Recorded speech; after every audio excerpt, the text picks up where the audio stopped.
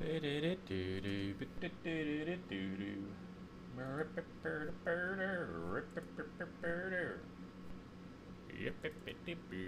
do we want to listen to today? Forsaken? We could do Forsaken. Where is it? That one. Cool. Gambit music. Everybody panic. It's Gambit music. Oh no.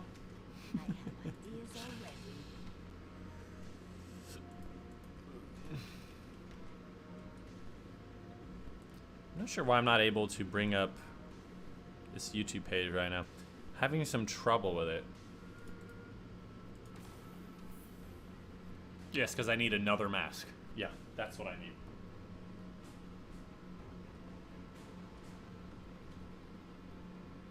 Am I not connected on this machine over here? Did it work? Am I live? I don't know why I can't load up chat. It's almost like I've never done this before or something.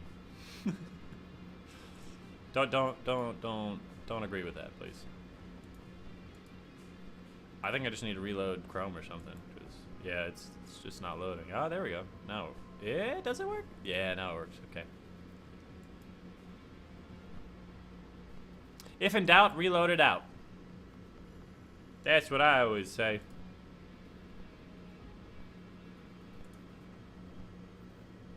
No. How do I get to the live? I always forget how to get to the live streaming section. I don't know why it's so difficult.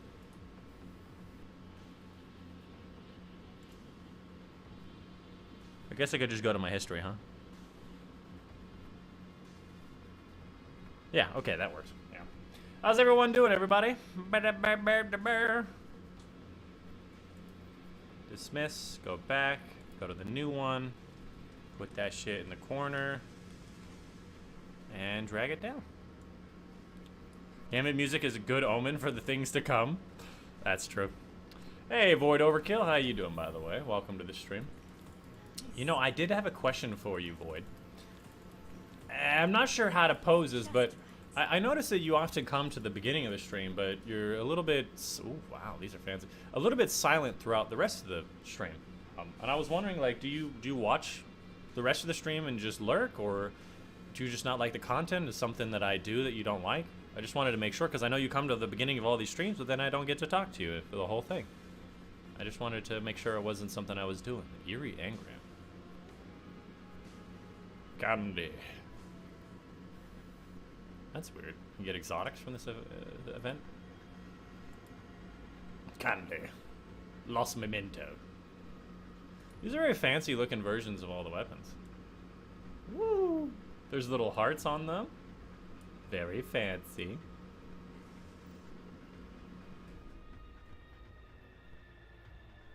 Ranged Headseeker, that's pretty good.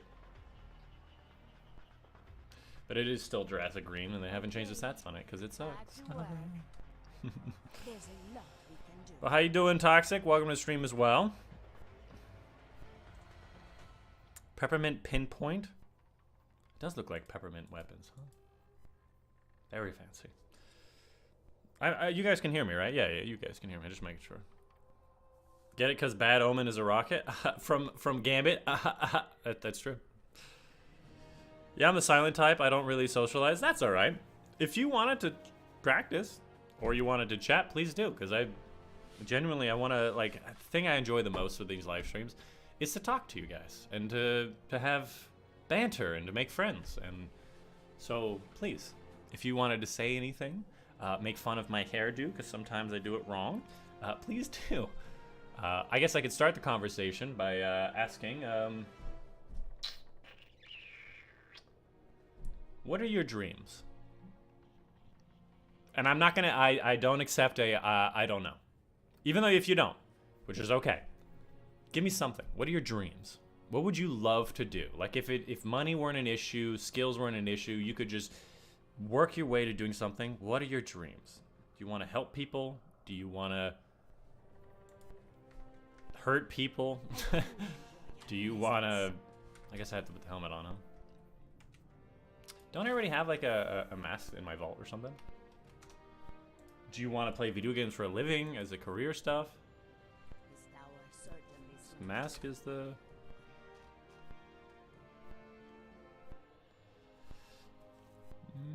Doesn't seem like I saved the masks from the previous years. That is fine. I have all the ornaments.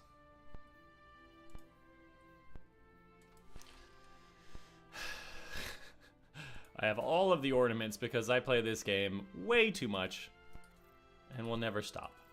Ah, that's adorable. I like that one. That's a big boy.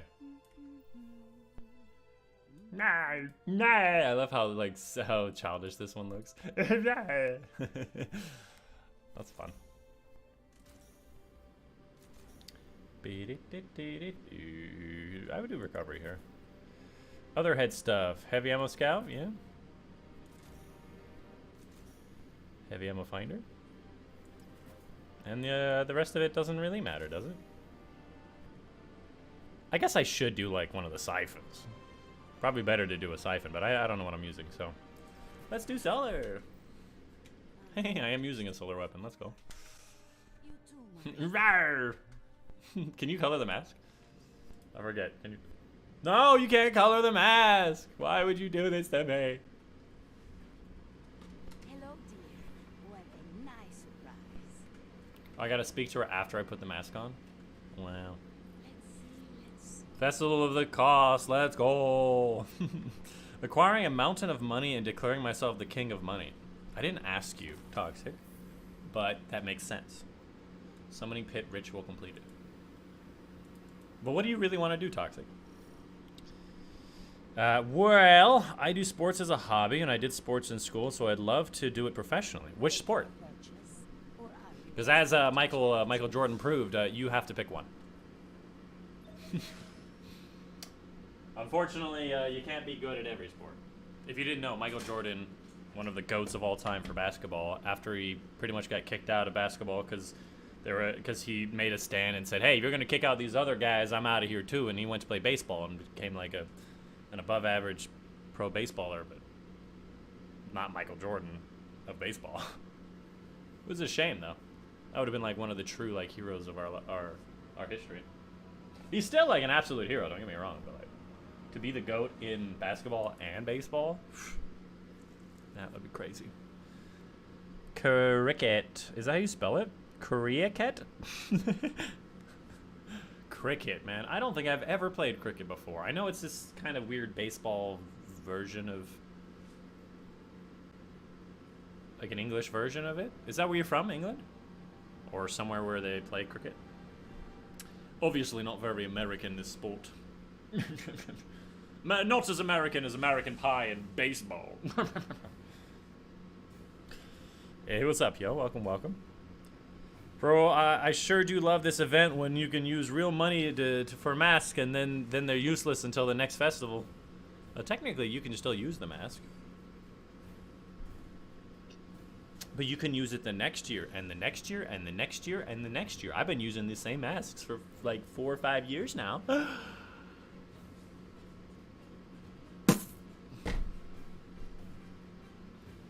I get it though. I'm on board, yeah. I haven't spent like real money in a long time. Honestly, I still have a bunch of like silver, like 4,600 silver. I could be spending on stuff, but I just don't care about anything. I'll be honest with you guys. I'm probably like done with Destiny soon. Like following Final Shape, even if it's good, I may not be playing that much Destiny anymore. I love the game, don't get me wrong, but I have enough thousands of hours in it to serve a few lifetimes. Oh my god, I'm lagging. What the hell? What's going on? I hope it's just getting the game loading up or something. Yeah, I need a new module. Got candy inside. Scowy. Scowy. So scowy.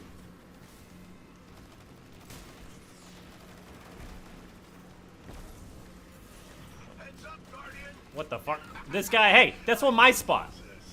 Do you see that? That servitor just showed up in my spot and was like, I'm here now.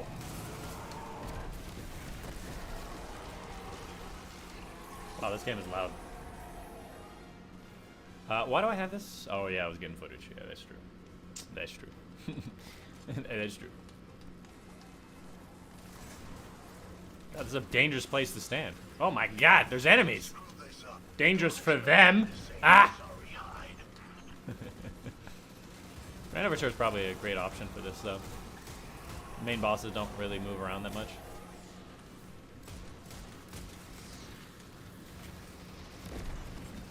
The hammer's probably sick in this, too. No, come back. Well, come on. Show Daddy Amaru that coming out here wasn't a complete waste of time. Did he call himself Daddy Amaru? Yikes. Yikes. Yikers. Dude has some kind of daddy fetish.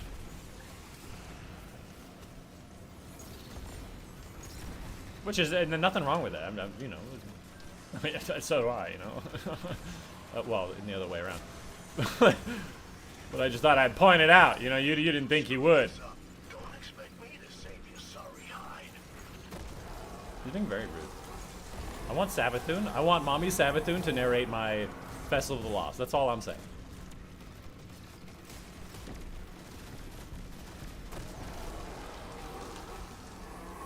How many of these do we need before it's maxed? Anybody remember?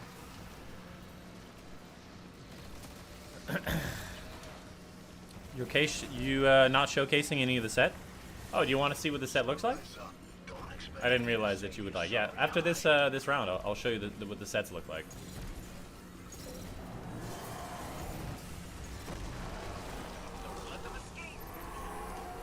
I think that Titan one looks sick. The Titan one looks like a spider.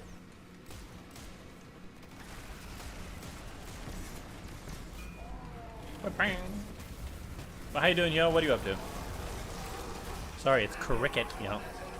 My dreams that aren't that eventful. Sorry. Well, maybe it's just because you need to search more for your dream. The hardest part about a dream sometimes is finding it. Because I can't tell you how many times I ask people, "Hey, what do you want to do with your life?" And people go, "I don't know." Honestly, sometimes I don't know. I felt a lot of purpose within YouTube, but not as much these days. Oh god, my hammer. My lovely lady hammer.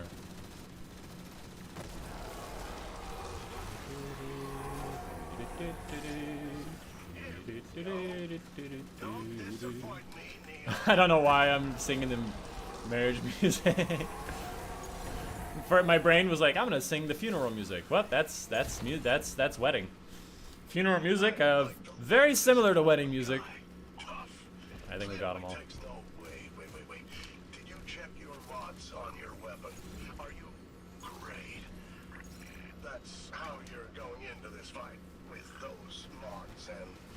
That ugly armor, no less. Stand in the circle already. I've seen screeds better at following directions. Sheesh. You guardians. No respect for the craft. What is he talking about? He's making fun of the fact that I don't have any armor on? Or I don't have any of the festival armor? And I'm just using, like, sick mods on my stuff? Is that what he said? That's funny.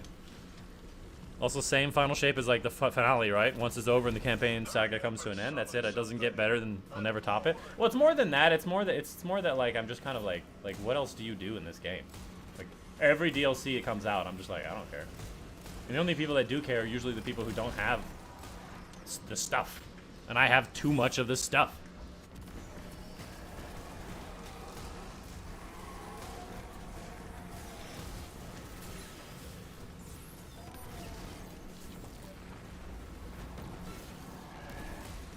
It's obviously such a difficult problem. All I have is too much stuff.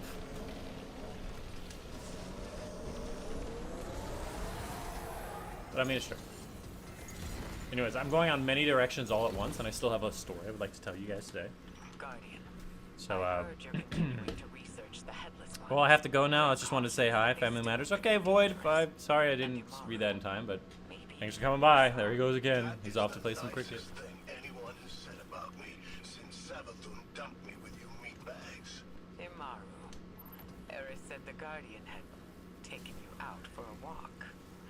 But perhaps it's time you both return to the tower. While I debrief the Guardian, you can go meet Eva Levante. Learn about the Festival of the Lost.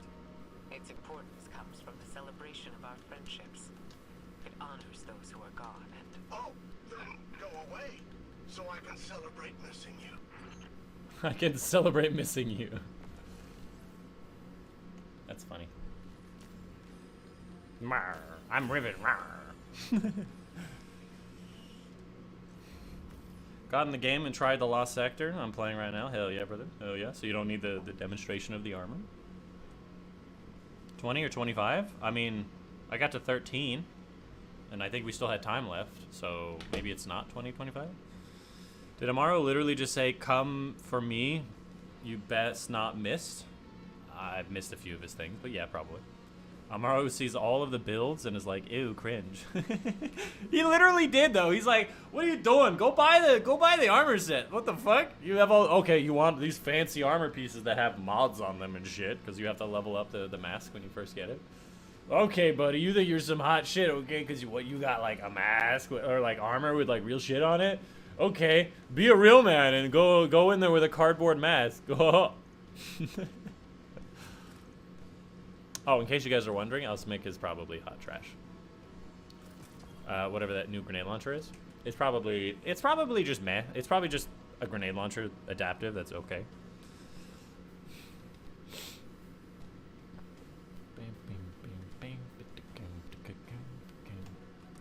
In case you are wondering, this is what the Titan looks like. That looks sick though. That's part of the chest piece. Oh, and the arms have a little thing on it too. I feel like we saw a preview of this last year. Ooh, the feet have double claw on them. Ooh, yeah, I think the Titans won out this year for sure. Cause look at these other ones. The Hunter is like another kind of spider, but like it's not as crazy. And then I don't know what the Warlock is. Oh, that was the previous years, yeah. I don't know what is the Warlock. Like he's got a horn, like a dragon or something. Like a firefly? Maybe he's a firefly, and there's like the bottom here is his glowing butt. I don't know why there's two spiders and a firefly. I feel like you should have just gone 3 for 3 or given each one their own thing. I don't know about you, but it seems that way to me. We got some fun stuff to buy from the store. Bright dust options. Here we go. Very meh. That's okay. Mad machinery. Ooh, it's got the little Tesla coils. If only it were fast enough. Oh, you know what? This is actually an emote that I wanted. This is literally the, it's a Mythoclast, right? But it's literally the Ghostbusters. I have a Mythoclast. Don't cross the streams! No! And you can stop it when you're ready. That's funny. Warlock got the L. Blue Beetle Titan. It's not a beetle, isn't it? Is it a beetle? It might be the beetle, actually. I didn't realize it would be a beetle. I don't know if this is a beetle. I mean, look at these legs. To be fair, there's only 2 eyes, so maybe... Do beetles have, like, little fangs near their face like this? Like, 1, 2, 3... There's only 3 sets of arms. Oh, there we go, another one. Okay, so it does have 8. It has 8 arms, so that's a spider. Beetles don't have 8. This is a spider, right? It's not a beetle.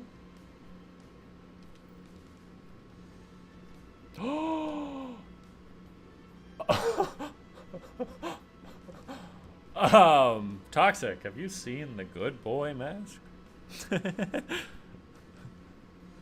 Sailor Moon Shell? I did notice the Sailor Moon Shell. I just couldn't remember the name of it. That's pretty cool. Regnant can get auto-loading and explosive light. That's true. That's true.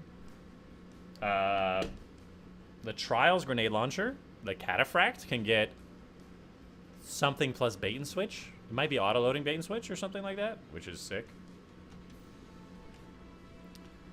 What else we got? That's a sick-looking sparrow. Yeah, that's sick. This is a ship? This is a UFO ship? That's so cool. I think they've outdone themselves. Like, this spider thing is so cool, too. It's a spider, not a beetle. Or Cthulhu. One of those two. I think they did great this year.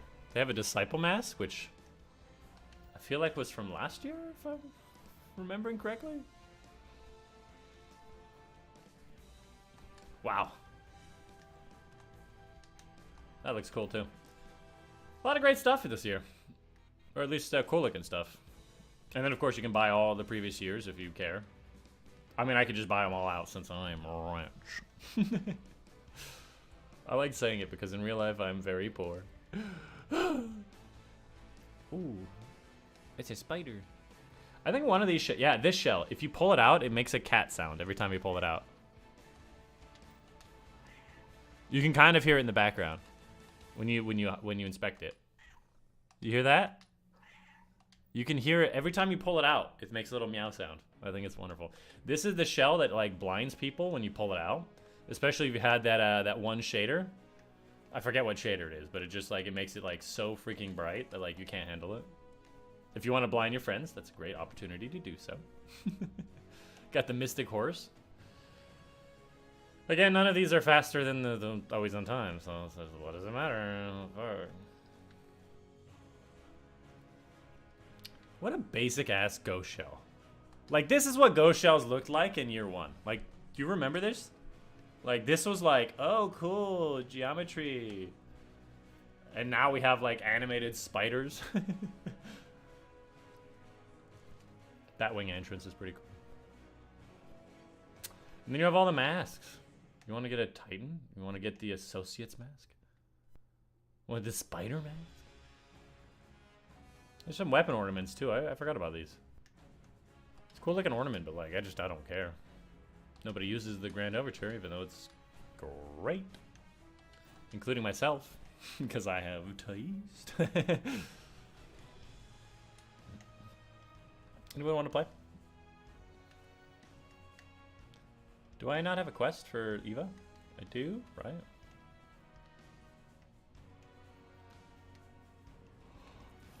Oh, don't I have a quest? Return to Eva. Okay, cool. Should have just realized that and just gone. What are these two things, by the way? Legend and regular. Okay. A legend sector. That might be more fun. I saw the Rogue mask next to it. Yeah. Meow. Meow? Meow. Is that how you spell meow? Yeah, yo, if you want to come join, go ahead and join.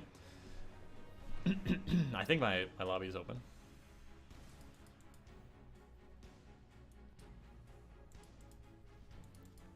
Yeah, it's all public, ready to go.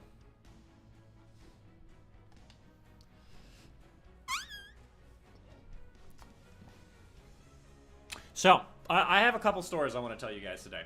We're going to be mostly solo coming here because I wanted to tell you about a story that I think is actually a really, really good story.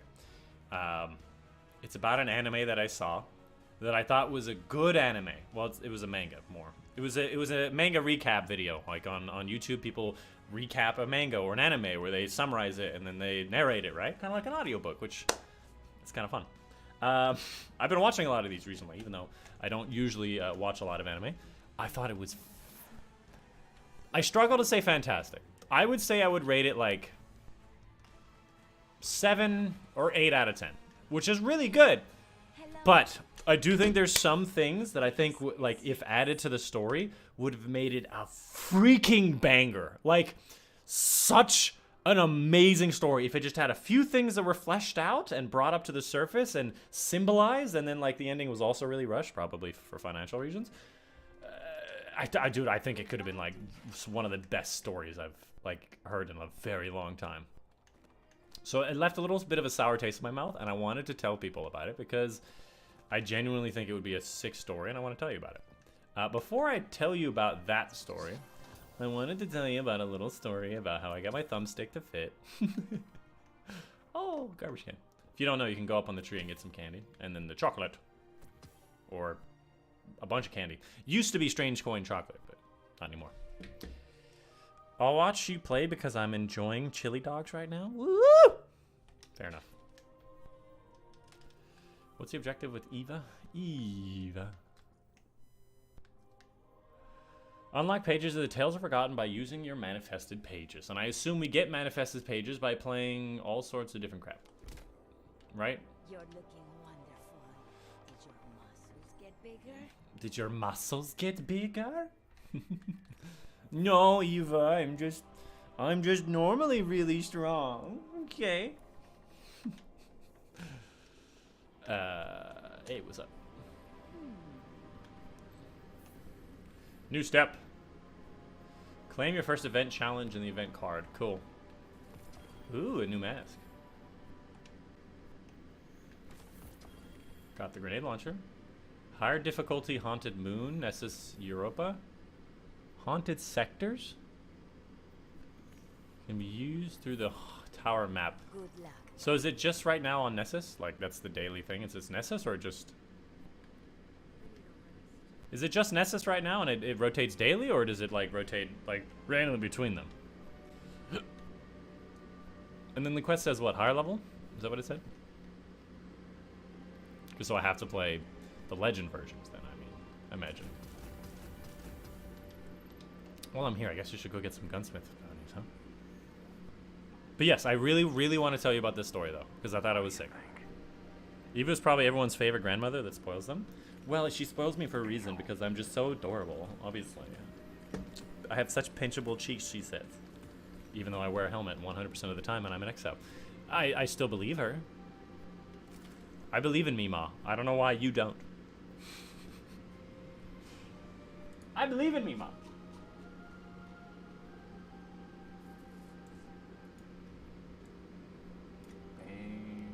Actually, I think I might use this to get the catalyst, because I think I just have to get kills with it now, right? Oh, wait. What is it? Yeah, 300. That's it. That's easy. By the way, this is the World Line 0, if you don't know. But this is a sick ornament for it that I happen to have. The Trident of God. Would anybody else like to join us? And then maybe we can do some legendary.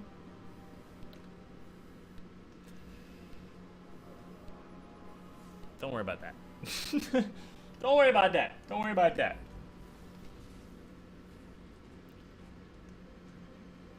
What's up, dude? Looking pretty spanky. Which means I want to spank you. Grandma doesn't care if you're not if you're exo, she still wants to pinch your cheeks. See, that's what I keep trying to tell her, though. Like, she just wants to pinch the cheeks. So she goes for the other one, which are much softer. But it's very embarrassing, and so like I'm gonna have to ask her she doesn't do it anymore.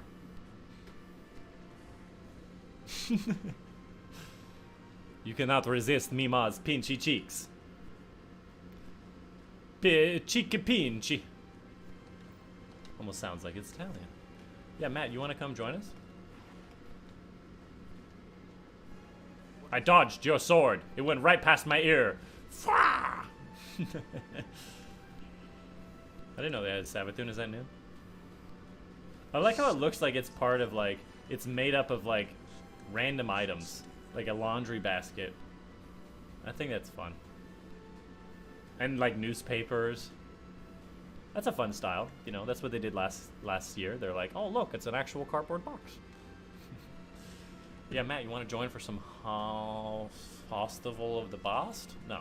Festival of the Lost? Nope. Skill issue dies, needs a jumping Sherpa? Well, that's why I asked you to join us. Oh, look, there's Callus. The Squiddy Boys.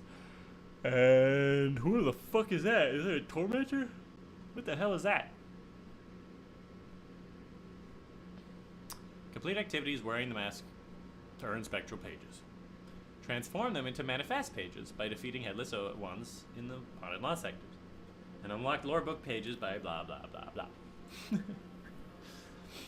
I guess we have to play a lot of the other event stuff as well. Like, I guess we could do some strikes and some probably the, what's it called? The exotic mission. Hopefully it's the one I want. It's Seraph Shield. It's not the one I want. I don't think I've done this one yet, though. Or at least, like, in this version. Anybody else want to join?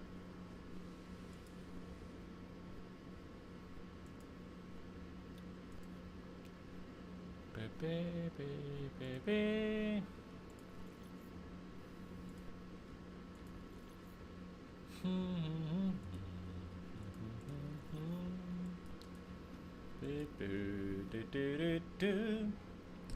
Hey, Crusher, how are you doing? Lightfall is cheap on CD keys. Is that a website? CD keys? El Skype.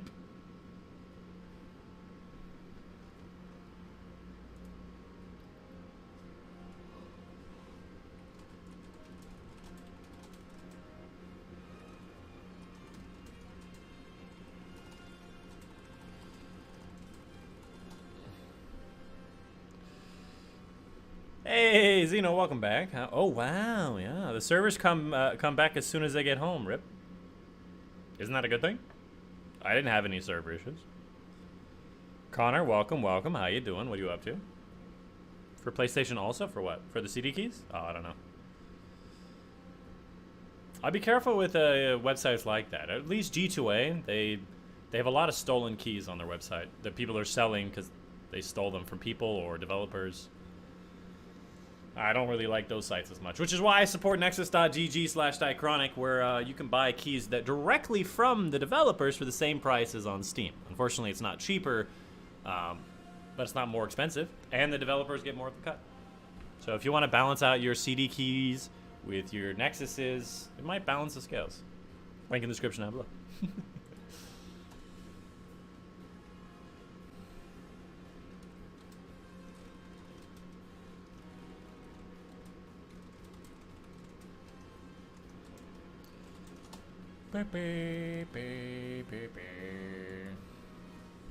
Damn, $100? For what? Paying $100 for Lightfall might have been the most embarrassing $100 I've ever spent. But yeah, it was $100 for the whole year. Okay. Hey man, I'm sure you've done plenty of more embarrassing things. In fact, I know you, and I know you've done more embarrassing things than that, okay? Just need to look underneath your bed and you'll find plenty of embarrassing shits that you bought. So don't be talking shit. Xbox and PC. Amazing plug. Of course, of course, of course. But straight up, like, check out the website. Even if you don't want to buy anything, check it out. Link in the description down below. Nexus.gg/Dychronic. It is a website that sells Steam keys, only for Steam, obviously. Where essentially Steam doesn't get a cut. More of the money goes towards Bungie than on Steam, which if you don't know, on Steam cuts takes 30%. So like, I think 90% will go to Bungie on Nexus, and then like Nexus and I split the rest. So if you want to support your developers, it's a great way to do that. Because it's working directly with the developers. I wish they had Payday 3 on there, but they weren't able to secure that. How do you start the Halloween event? You go to the tower and you talk to Eva, and she'll give you a mask and a quest. And just follow that. In the tower. Right there. Couldn't be more obvious. Right there in the center of the tower. Next to the big old tree. Lightfall was a huge waste of $100. I can waste $100 faster if you want, in a more embarrassing fashion. If you just give it to me, I'll spend it well more embarrassing. I've routed you as straight a path to the launch platform as I could. I don't believe our enemies are aware of what we're attempting, but you should still prepare for heavy resistance.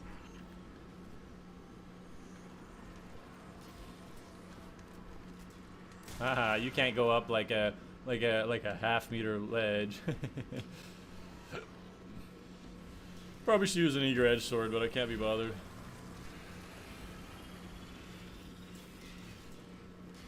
Ah, ah! Tree. Calm down, tree. Protect your master, tree. Damn it!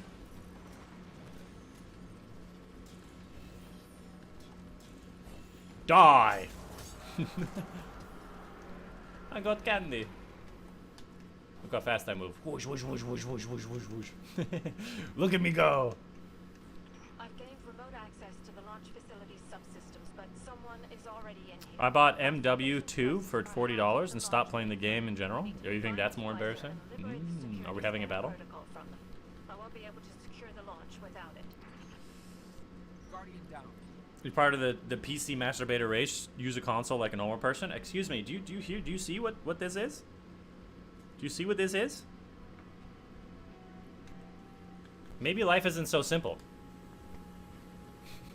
Maybe life is not so simple as you think it is. Ignoring the fact that yes, I'm obviously still using PC with a controller. That's a scanner protocol you've picked up.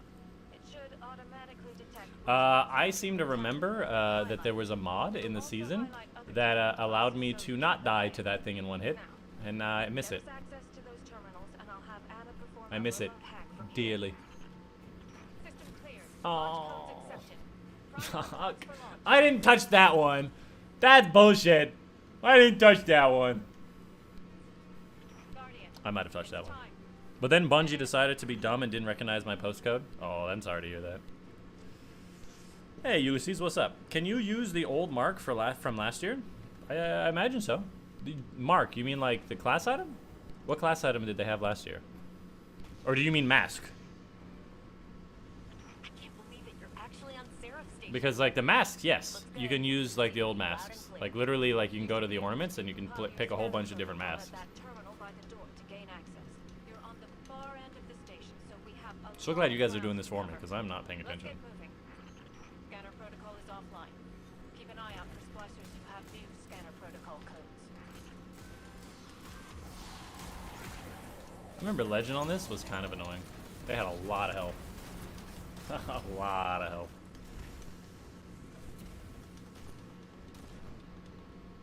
What are you guys thinking about the Festival of the Lost? It's going to be very similar to last year, so I wouldn't expect a lot out of it, but I think it's going to be okay because I'll hold your hand while we do it.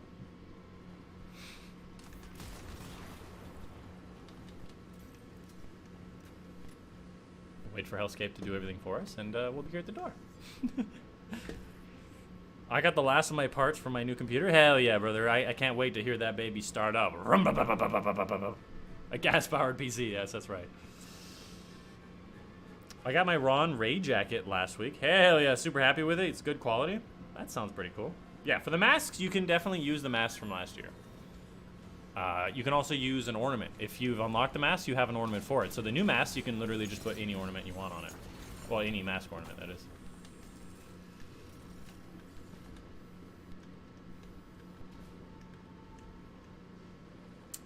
Never figured out if you have to go up higher.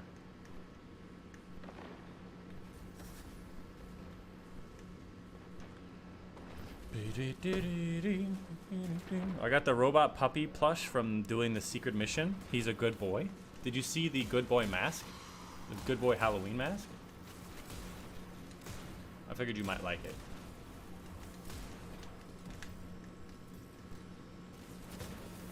Die. Yeah, imagine this is way harder. Imagine that, like, those same shanks would take, like, shotgun shots to the face and just, like, 8 of them before they would die. Guardian down. Oh, there's lasers. This is a whole bunch of puzzles that I'm just going to let them do. Okay, so I want to tell my story. Guardian down. I'm just going to follow them for the rest of the time, and I'm going to apologize ahead of time if I miss some chat. Christ. I want to tell a story about this anime that I saw. Well, it was a manga. So this manga, and again, I want to posit that I'm not usually watching animes or mangas, so I may miss some stuff up, and maybe there's a point that I'm. Oh, hello. There's like some point that I'm missing that like I should have been obvious. So like, bear with me. I thought it was good, like 7, 8 out of 10. But I think that there's a few things that could have been added or changed or fleshed out that would have made it like one of the best stories I've ever heard. A little bit cheesy, but like one of the best I've ever heard. Freaking amazing. Okay, so this story in a nutshell is about there was some recap. I forget what it was. It was a manga recap from somebody. I think it was titled I found a tortured elf and made her my wife or something. It's always like these weird titles, right? But like I thought it might be fun and cute, right? What I didn't realize is just how sad it would be. And how, by the way, did you know you can just stand on these guys and they can't get you? Okay. Okay, I have to kill the other one, but this one?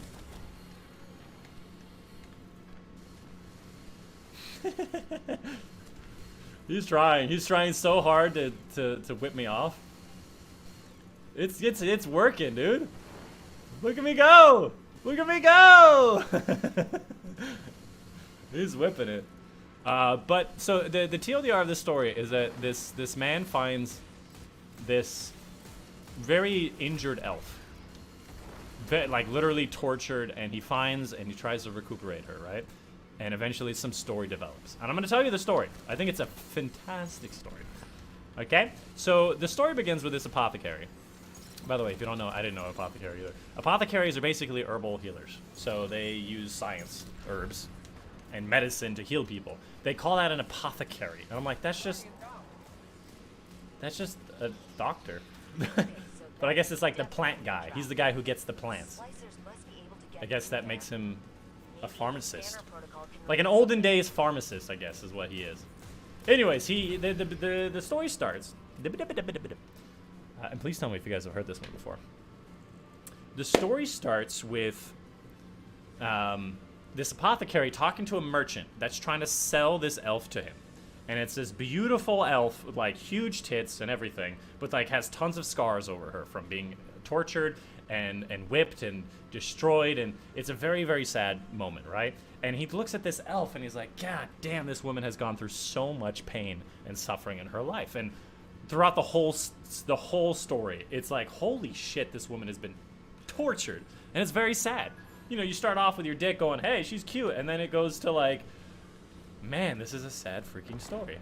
And the apothecary looks at her, and the merchant's like, hey, you can use your body parts in like a potion, and it helps with the potion, and I could sell it to you, the apothecary.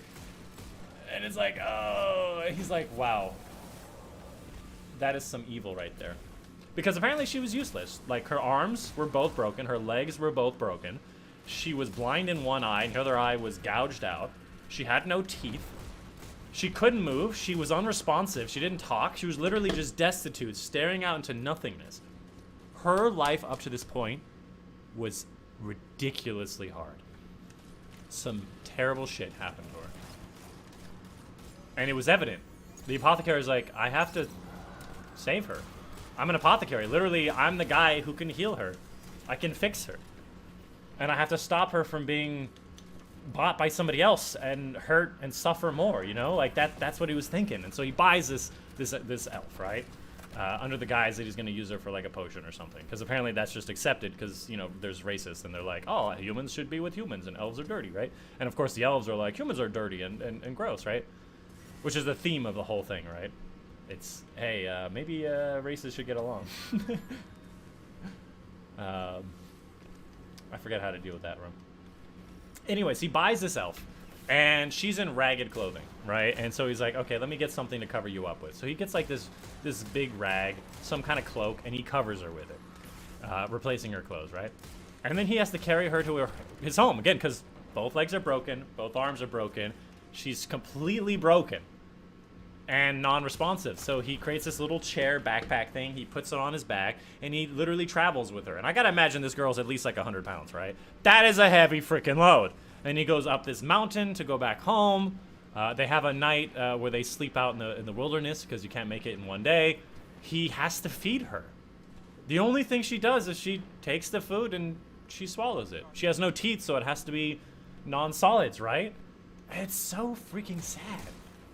It's so freaking sad that he has to do everything for her. And like it fleshes out all of these things about how he's just trying to care for her and help her, just to fix her and send her back to her hometown or something, right? That's his plan. But like throughout it, he just realizes just like how destitute she is. She's just non-responsive. And so he gives her a name. I forget what the name is, but I'm sure it's adorable. He brings her back home, and he realizes she probably hasn't bathed or showered in like months, maybe years. And so he bathes her, right? Takes off all her clothes, and she doesn't care. She's so destitute, she's just, I don't care. And being the apothecary he is, he bandages all of her wounds. He disinfects things as much as he possibly can, and he does everything that he can to try to make her feel better, to heal her. But again, still destitute, still an empty stare, still complete suffering. It's just so freaking sad, dude. Like, you come to this story being like, hey, it's a hot elf, and then you're like, God, that's a really sad story. But it gets better. It gets better. Trust. What happens next? I think at some point she gets sick from like an infection that she had from her wounds. And like when he undressed her to bathe her, like you could see even more on her back and all of her body. She was very, very like damaged. Like whoever had her before, it's more than negligence. He wanted her to feel pain, and we don't know why at this point. Right? Where am I? And then she gets sick, right? And he's an apothecary. He's like, I'm the guy who can save her, right? And he does everything he can. He does like this weird little dragon, whatever. Uses like a dragon fang to stop her poison. And then she has this dream where she's like drowning. And she sees this hand reach out to her. The hand of the kind stranger, which is obviously the apothecary. And whereas before, she's like, I just want to die. I don't care anymore. She sees the goodness and the hope within the apothecary, and she fights. And she's like, she gets through the sickness. She doesn't give up, you know? Because there's a lot of mental within sicknesses and life and torture at that point, where your brain will just give up. But she stuck with it, and she survived. And in that sickness, she puked up this little capsule or something. Because the apothecary realized that it was one of the poisons of this one special spider that people use to assassinate people.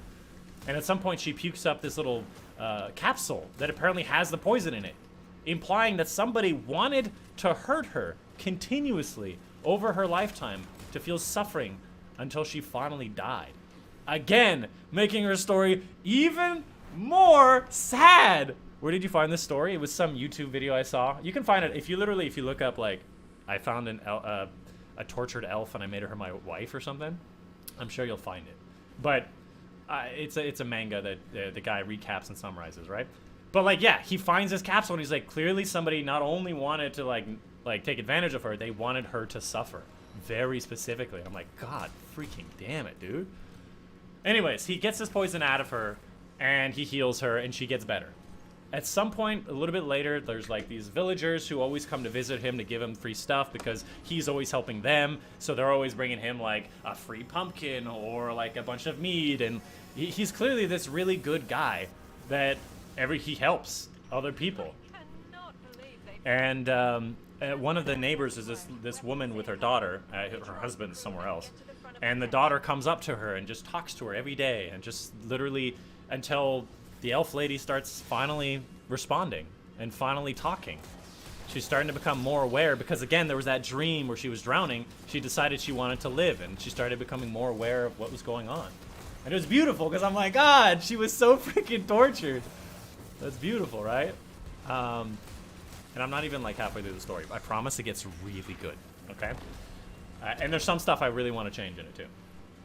So she starts responding a little bit more. Again, still needs to be fed and all that because both her arms are broken. I think one of them is missing. Both her legs are broken. She is still...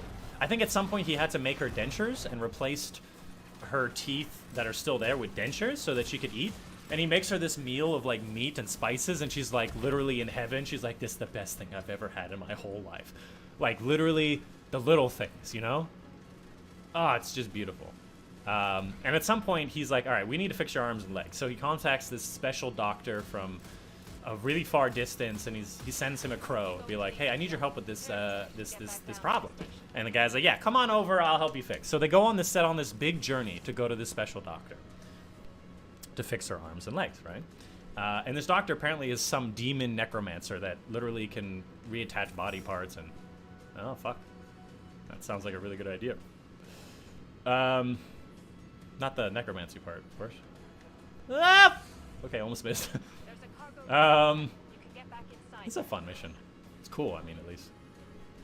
Anyways, they go on this long journey, right? And he has to carry her, and she's on the back, and he's used to carrying heavy weights because he's an apothecary, right? But still, she must be like 100 fucking pounds on top of all the food that he has to carry with him. And at some point, they find this grizzly bear, right? They call it a king grizzly. The grizzly bear is all mad, and it's like, rawr, and whatever, right? And so the dude pulls out his sword, and he's ready to fight it, and he believes that he can kill it. Implying, I want to be clear, implies that he knows what he's doing when it comes to swords and killing. Because he's got a past that we'll learn about it later on. And before he goes through with it, he hears the elf lady on his back singing or talking. And then the grizzly calms down and walks away. And the guy's like, what was that? How did you do that? And she's like, I talked to him and told him that we don't mean him any harm. And he left. He was just scared. And it's like, you can talk to animals? It is like, I guess that's an elf thing, you know? And she's like, I don't remember. Oh, I forgot to mention, she doesn't remember her past at all. She doesn't remember any of her trauma. It was that bad. Her brain just literally shut it out. She doesn't remember a thing. Damn, dude, like, what torment she went through. That she doesn't remember her past, her home world, where she's supposed to be. It's, where's the platforms? You have to use the operator thing, right? What do I do with this? I forget. I have to shoot something? What do I do? Anybody know? I don't know what to do this. Is it something behind us?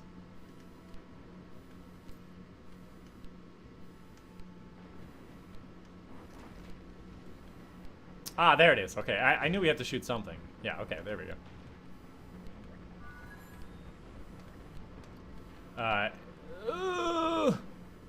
Oh, okay, I made it. Hold on. I know I'm in the middle of the story. Just give me a second. Ah! Give me a second. Give me a minute. Stop shooting me. All right, so they see the grizzly bear. She tells them off, and the grizzly bear is like, okay. And she's like, yeah, the grizzly bear was just scared of stuff, but we don't know what it is. And a little bit later on, they find what do they find? They find like a giant snake, some mythical snake, right? And then I don't know why they rushed this, but like the guy just kills it, and he's like, I sustained some injuries during it. I'm like, you could have had some sick ass battle scene with this, and you just killed it. Again, implying that he knows how to handle himself, that he knows how to fight, and that he's had a storied past, which is very important. We'll see that more later on. By the way, anti-barrier works through their barriers with a fusion rifle with a radiant. I forgot about that.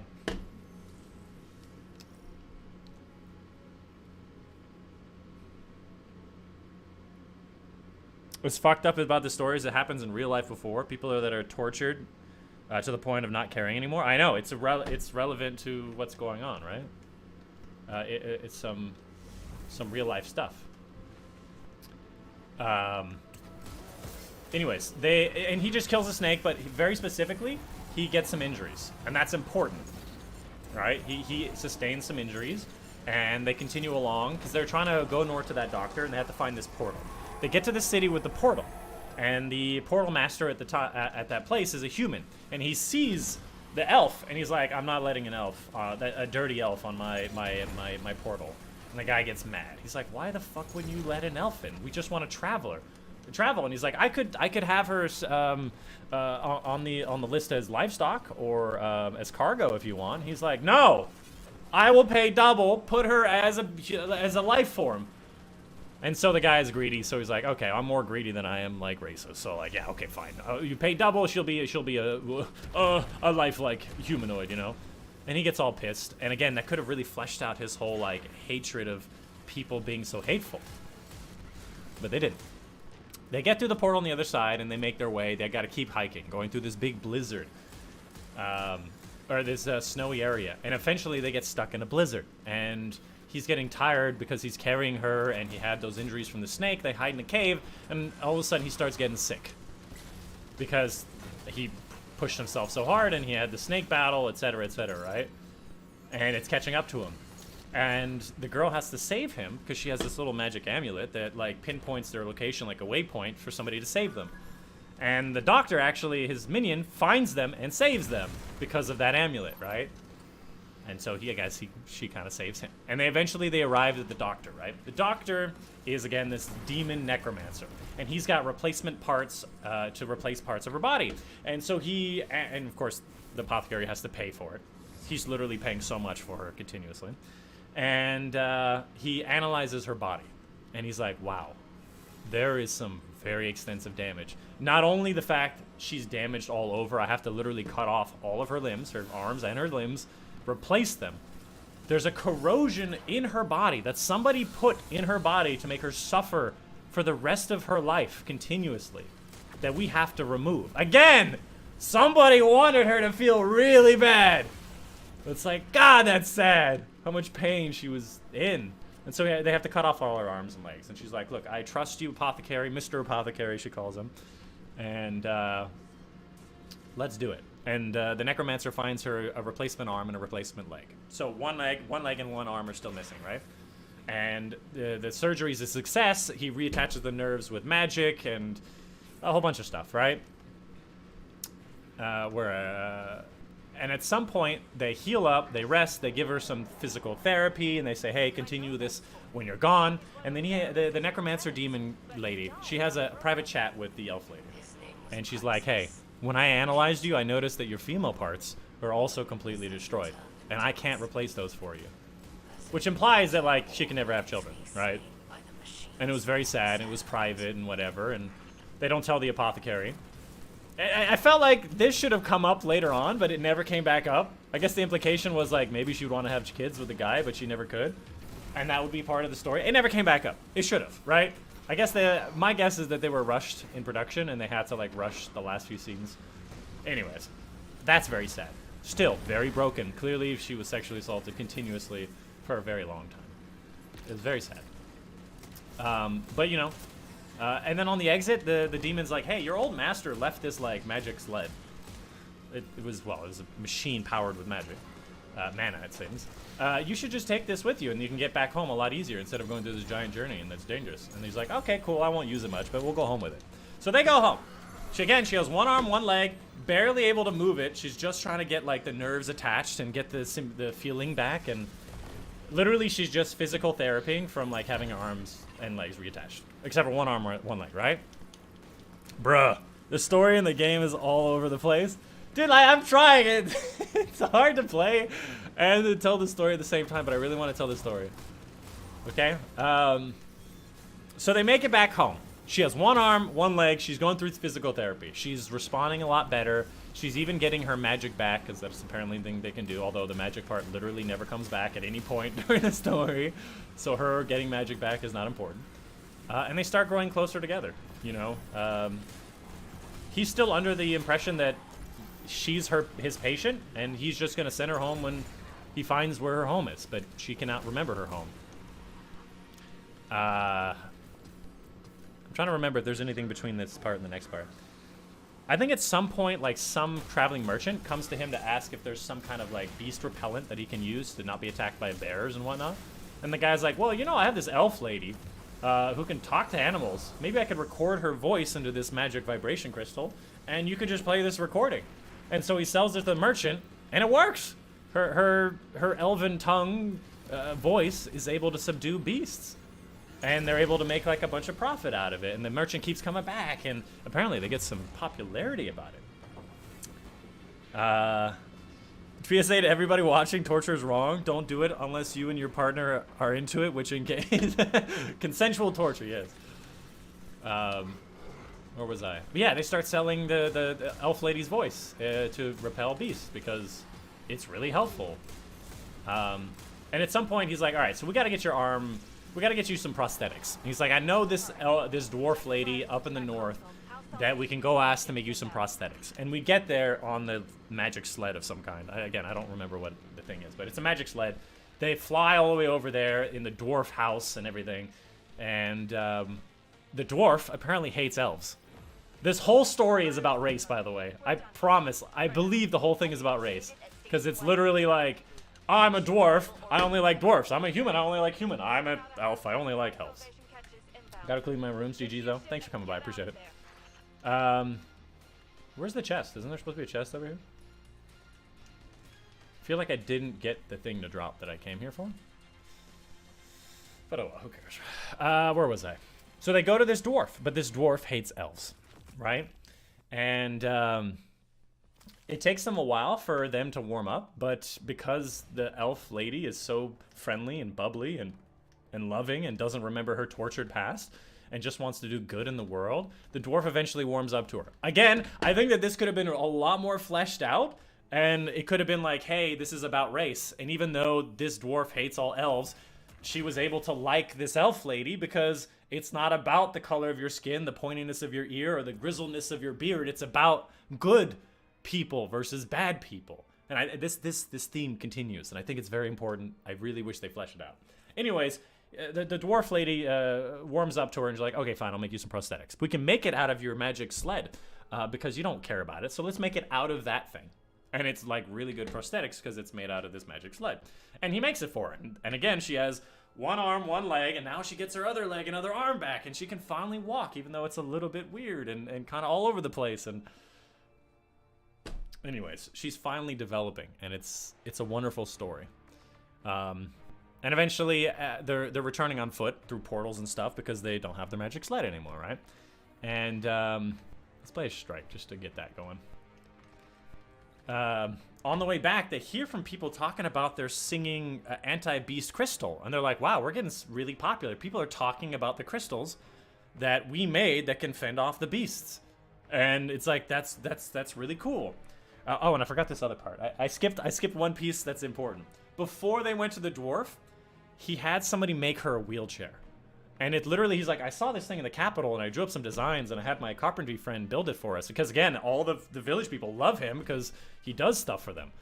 And he gives her this wheelchair and he pushes her up to this hot spring. And then he confesses to her that the reason he helped her is because he's done so much evil in the past, he's trying to atone for his sins. He admits that he's killed humans and dwarves and even elves, maybe in some kind of war. It's not really sure where he did it, but he did.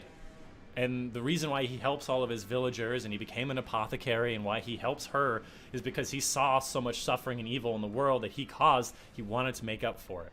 And even though he told her that, she forgave him and said, hey, it's not just about the sins of your past. You're trying to do good now, and that's what's important, and I still care about you. And then in that moment, she gained back a little bit of her vision. If you don't remember, she was blind. She could only see light versus dark at some point. And she finally said, that's okay, because you are truly the red-eyed, black-haired hero that I needed. And he was like, wait, you can see? And she got some of her seeing back from the hot springs or something. I don't know. And it was like, it was beautiful. And then, of course, then they went to the dwarf. They got her new prosthetics, and they came back. And then the real shit started going down. Okay? You should start a podcast of anime review. Dude, I was thinking about doing some, like, anime, like, recaps, because I get really excited about this stuff, because some of these stories are fantastic. Okay. Here comes the part where I think there's really, really rushed, that I think they could have done a lot better. So, when they get back from the dwarf place... What's up, dude? When they get back from the dwarf place... there's this elf lady, a different elf lady there that's trying to ambush them. But the apothecary, being obviously a war veteran and clearly know what he's doing, he's able to get the upper hand on her, sneak up on her, and then stop her from, literally they're wrestling or whatever. And then the other elf lady shows up, and then the new elf lady, okay, so the first elf lady, I forgot her name. We'll call her fucking, I don't know. We'll call her Vanessa. So Vanessa's original one, I forgot her name. And then the new elf lady shows up and she looks at Vanessa and she's like, sister. And I'm like, for fuck's sake, that's like the most anime thing I've ever heard. Her sister arrives out of all people. And then of course they stop fighting and they're like, oh, okay, you're the sister. You can finally tell us where she lives and you can send her back home, right?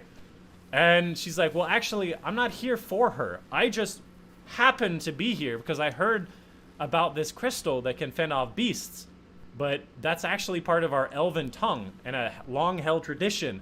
You're not allowed to give that to people. That is a crime in our country. So I need to take whoever's responsible for this to trial. And of course, again, we'll call her Vanessa. Vanessa's like, well, it's my fault because I did it. I didn't know it was against the rules since I lost my memories. And of course, Apothecary is self-sacrificing. He's like, no, it's my fault. Take me. And so she's like, well, you guys can both come and you can come to trial.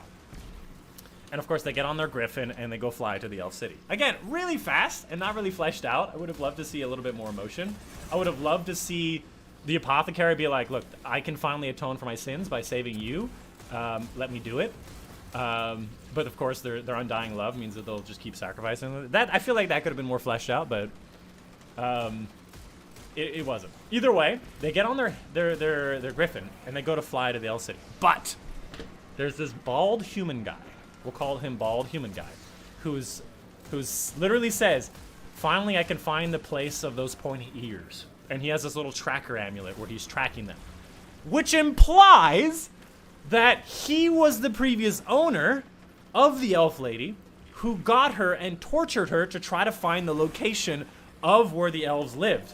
And that's why she was tortured, is that he wanted to find where the elf were. And so he waited around for somebody to buy the elf to see if her memories would come back and she would return home or something, right? Like, that was the whole thing. And so he follows them to the elf city in hopes to probably just pillage and rob stuff and whatever, right? Again, this whole, like, evil bullshit versus, like, human elf garbage. Anyways, they arrive at the elf city, and the bald guy's behind. When they get there, they find the mother. They find Vanessa's mother. And she's all happy to have her back and missed her dearly, and obviously her sister already knew her. But then her father gets there. And her father, elf, hates humans. He's like, what is this dirty human doing here? What is this dirty human doing here? Again, racism is the theme of this whole thing. They could really have fleshed it out. It might have been like a translation issue, but man, oh man.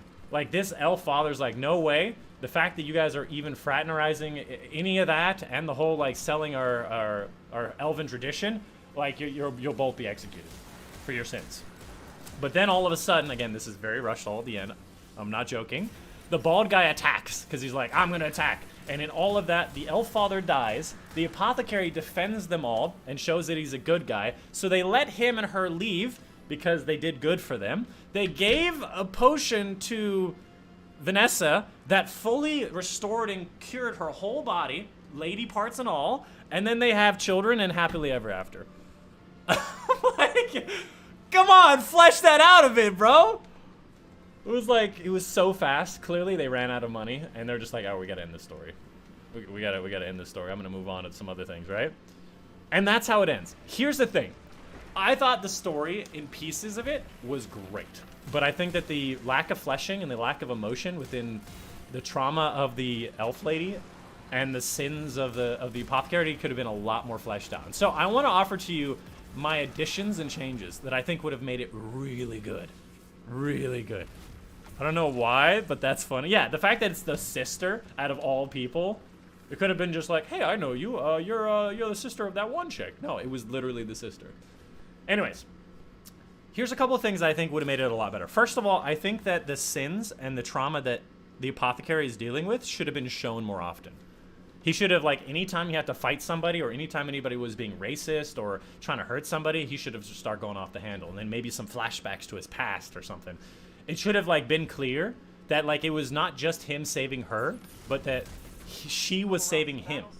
By him saving her, he was atoning for his sins. And, like, that's what I wanted to see, the emotion of, like, doing something so good and pure for somebody that has so much pain is the ultimate goodness, no matter what race they are, right? That should have been the whole thing of his backstory, right? I feel like that could have been fleshed out in a couple of ways. First of all, I think instead of starting the story, the fuck? Talk about fast forward button? Yeah, I know. Here's where I think the story should have started. Or at the very least, they should have had a flashback. What if the story instead started, Gilded Triumph, instead of him just buying the elf right at the merchant, what if it started with him walking through the forest, going to sell his wares at this town where the merchant was? And he found the grizzly bear, literally the same grizzly bear. What if he found that grizzly bear in the forest and he pulls out his sword and he's like, you know what? I've done so much bad in this world. I don't want to live anymore. So he just puts his sword away. And he's like, Grizzly, if you want to kill me now. Like, what if it was like that? And then the grizzly just decides not to kill him. Like, maybe an act of God. Maybe the grizzly wasn't feeling any threat. It was just about threat and not food. And just left him. And he was just like, why didn't the grizzly kill him? Again, this is my addition to the story. And instead, he's like, okay, I guess I got to continue going through my life because I haven't atoned for my sins and God has more plans for me, you know, like that kind of thing. And he gets to the city and he's trying to keep on a happy face because he's trying to be good for people, even though he's so depressed and torn inside. And then he sees the elf and he's like, she has gone through so much pain and struggle in her life and I've caused so much pain and struggle. I have to help her. And maybe that's what gets him, that shows why he thinks it's so important to him to help her, even though he knows he's not going to get anything out of it. Like, I think that would have been a better start to the story. Even if it was like a flashback later of like, the reason why I helped you is because I've caused so much pain and I wanted to die until I found you and then I wanted to help you as my final goal in this world. Like, I think that would have been cool. And again, flesh it out as it goes along. Like, when you saw that racist portal guy, he should have, like, started, like, making a big angry fit and being like, how could you be racist? We're all beings of life and intelligence, and we deserve to be saved. I would have liked her trauma, although they did say it a lot in the text of, like, of the guy going, she probably suffered this. I would have liked to see, I would like to have it been shown more than said. And again, you guys didn't see the manga, but there was a lot of writing. It was a lot of, like, the guy going, I think that she experienced this, and she probably feels that. I would have liked it to be shown. Like, to show her distraught destitution. It should have been her, like, anytime he lets go of her, she just slumps over.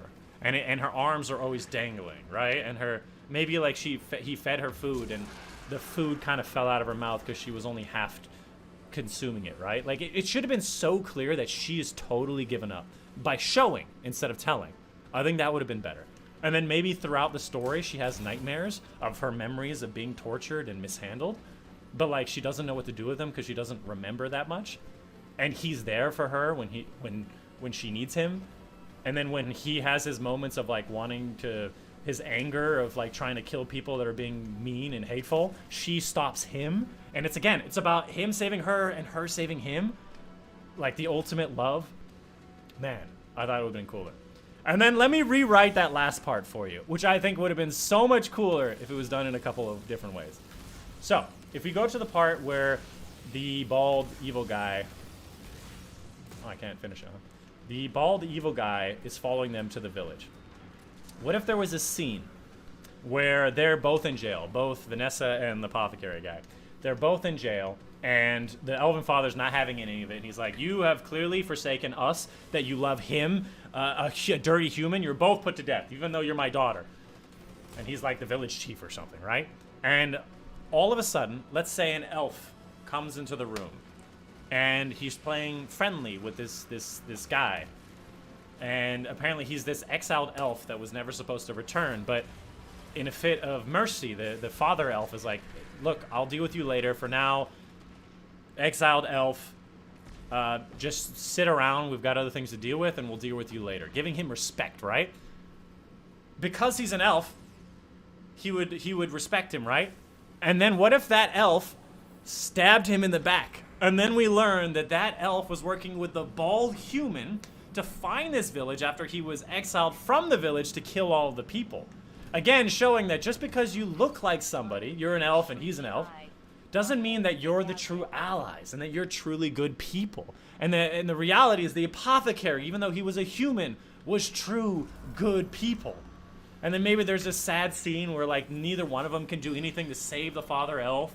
And, like, maybe he takes Vanessa out of the cage and he's, like, threatening to hurt her and whatnot. And the apothecary's sad and he can't get out of the jail. Like, that could have been a really emotional moment. And maybe, and I don't know how it's going to go down, but, like, maybe at some point the sister elf frees the apothecary saves Vanessa while also getting, like, injured, and he's about to kill the bald guy, right? Again, there's probably some bits in between, but, like, let's say that that was the procession.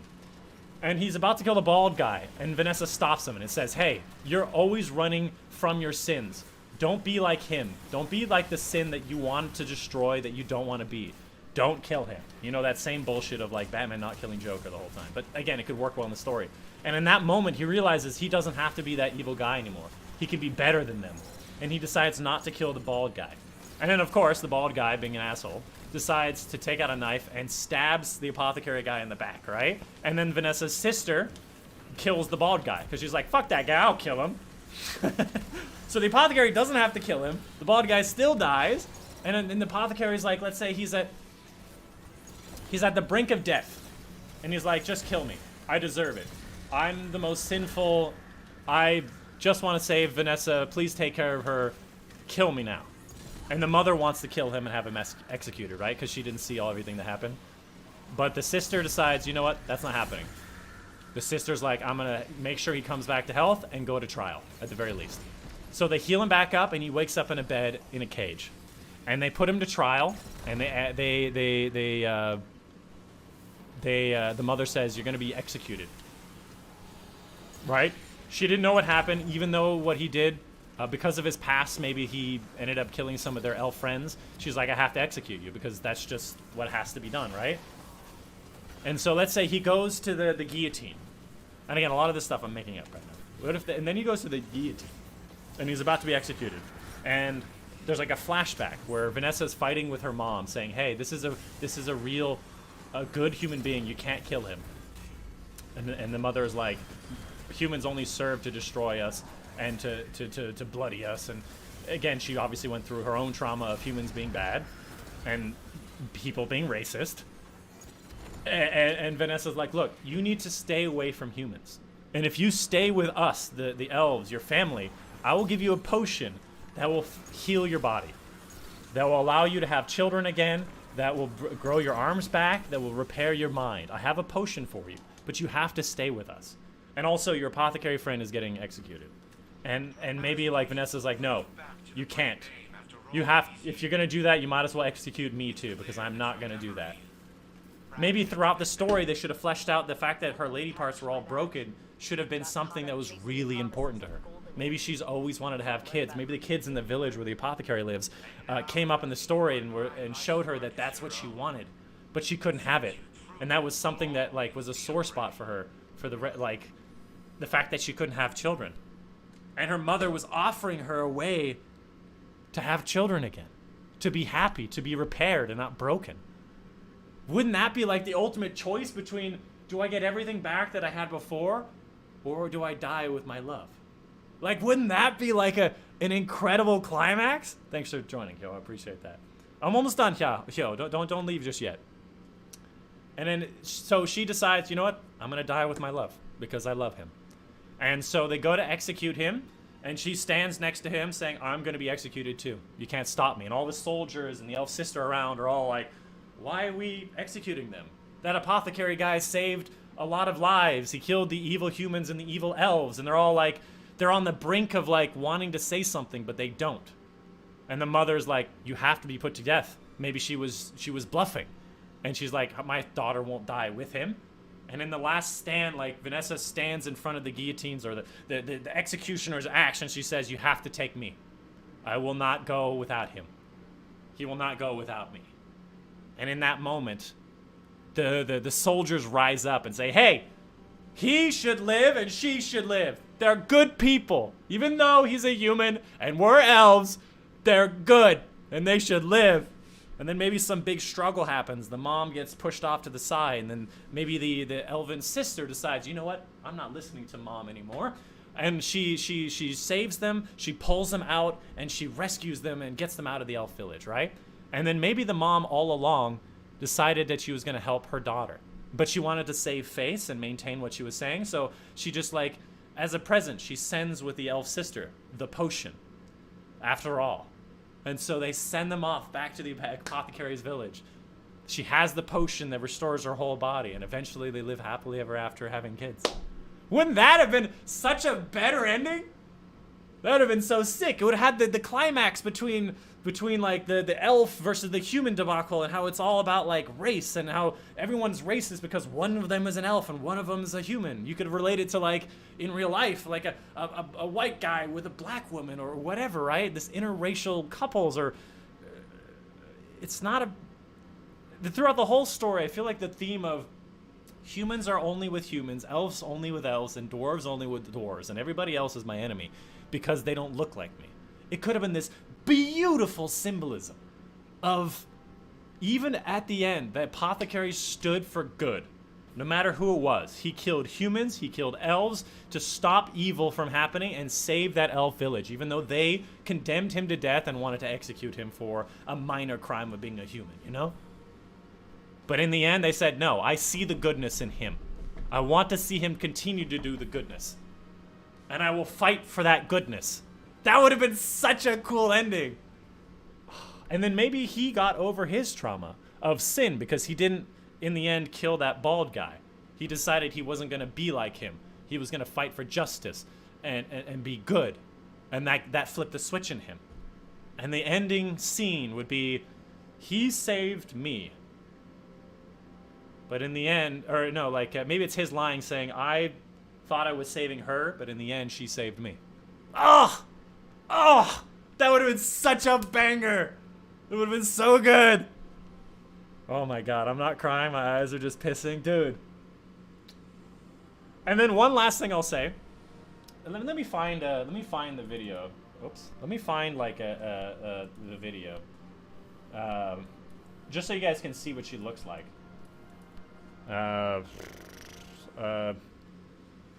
Bought an elf slave and made her my wife. What was it again? It's something like that.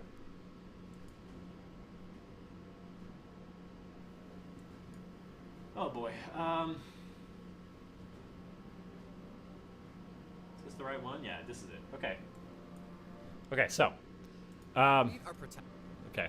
Where is? No, this isn't the right one, is it? Oh, this is 1 through 3. No, this is different. This is the wrong. This is different. This is a different one. Let me find it. I promise you, it's gonna be important.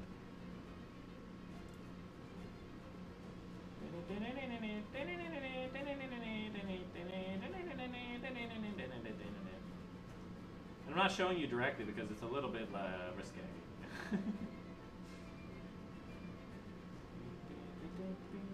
Was it his most viewed? I promise there's one last point I want to make that's important. A young apothecary. Okay, here it is. Okay, here it is. Right, so this is the elf lady. I want to put out there. Does she look like she is malnourished, emaciated, or really that mishandled? Yes, she has scars down her. But does she look like she's been tortured and malnourished? No. I get the whole sexy appeal of things, but like, wouldn't it have been like so much more interesting if she started like super skinny? She had rashes and burns and dirt all over her. And throughout the series, she got a little bit fuller. She got a little bit healthier. Her skin color got a little bit healthier. And then she became this beautiful elf, right? Wouldn't it have been so much cooler? That would have hit my feels so much more. To see, again, I think the impact of her being so destitute, completely broken, is what really captured me in this story. And she looks like this. Like, come on. That's not a damaged elf lady. Like, she clearly is fine. She's just got a bunch of whips on her, right? So I think the last point I'm making is that I would have liked her to very clearly be emaciated. If you don't know what that means, it's extremely malnourished, underfed, no nutrition, just skinny. Her skin is really sickly, etc. Maybe she doesn't have to be super duper sickly, so she can be kind of still sexy. But like, I would have loved to see her go from like something that was like really looked bad to something beautiful and sexy, right? I think that would have hit both people's feels, and it would have been glorious. Yeah, and that's my story. So to TLDR, that story, it was, I thought it was good. Like 7, 8 out of 10. I think that they really need to flesh out like the sins of the past struggles from the guy. They could have shown the trauma a little bit better on the elf. Either by visually making her emaciated and like showing rather than telling more. The fights, they could have really fleshed out. The ending needed to be very much fleshed out. And the whole like symbolism of race should have been like the cornerstone of the whole thing. And getting through this whole like us being different races is not a bad thing. It's what empowers each other, and we can do good in the world. And it's more about good versus evil rather than white skin versus black skin, regular ears versus porny. You know? Ugh! It was so close to being a banger. So close. Anyways, that's the story I wanted to tell. What do you think? You're making me hug my boyfriend confused right now. I hope you're happy. I mean, I'm 21, so. They made an app about it? What do you mean they made an app about it? An app about what? Did they make an anime portrayal of this story? Do you know this story? Where you take care of a girl who's not been cared for and left out. They made an application for you to take care of some brutalized woman? That sounds kind of fucked up. I gotta be honest with you. It's like more than like a. That's a lot more than a Tamagotchi, my friend. What the heck?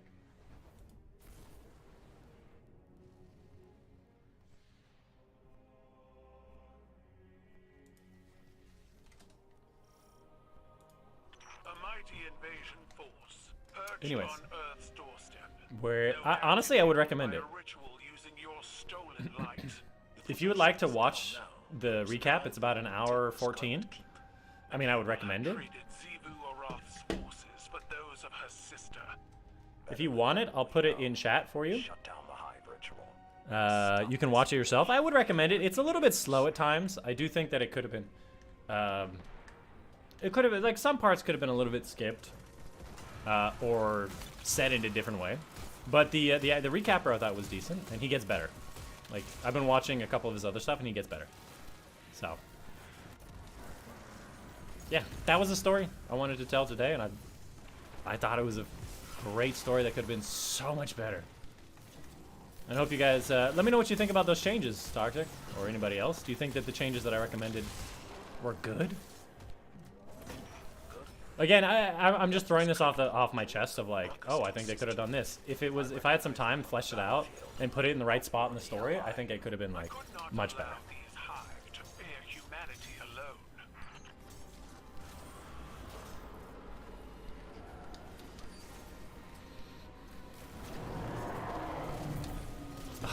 That thrall did not continue. It's very rude. Body, dude. Where are the enemies? I feel like right when I get over, there's no many enemies anymore. I'm just trying to get my catalyst, you know? I'm just trying to get my catalyst, shit. Yeah, I'll send you a link. It's extremely similar. Might have been based on a similar set of stories, yeah. Like a free app on your phone where you can care for some elf or something, or some brutalized girl. That sounds weird. I want to try it, but like, it sounds really weird.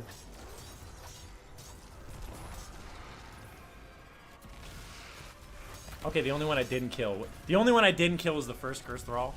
Shit.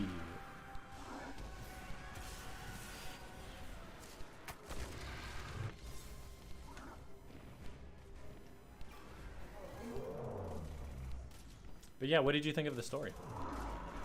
My story changes, I mean.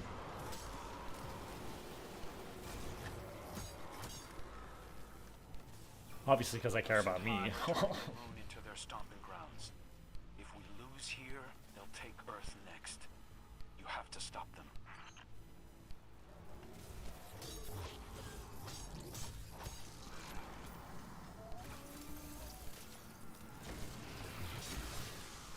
Of course, the first things I find is a cursed thrall.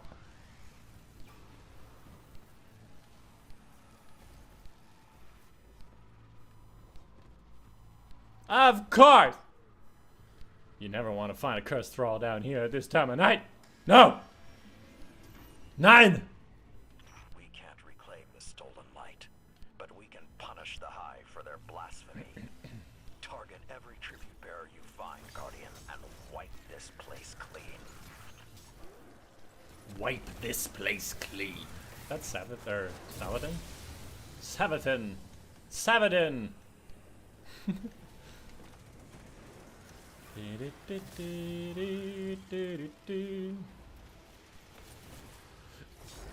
You know the best part of this catalyst?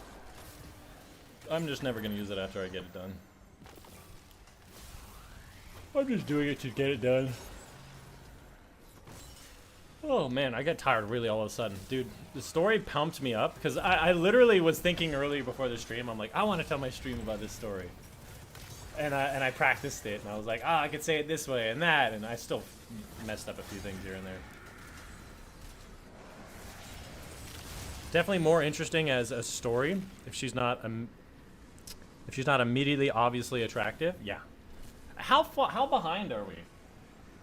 Is there a lot of delay in the stream, or did you just message that a little bit later? Did you just hear that or something?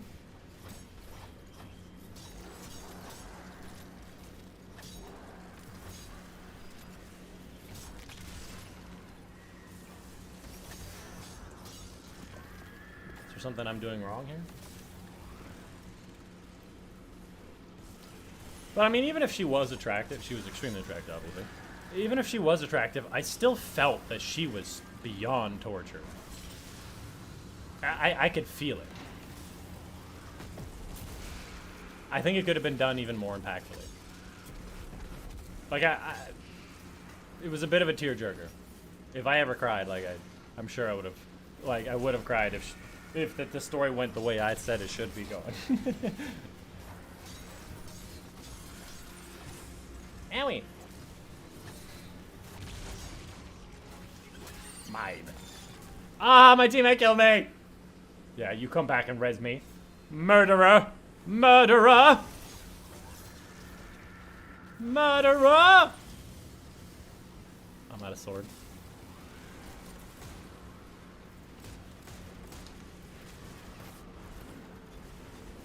I miss my hammer. Oh no.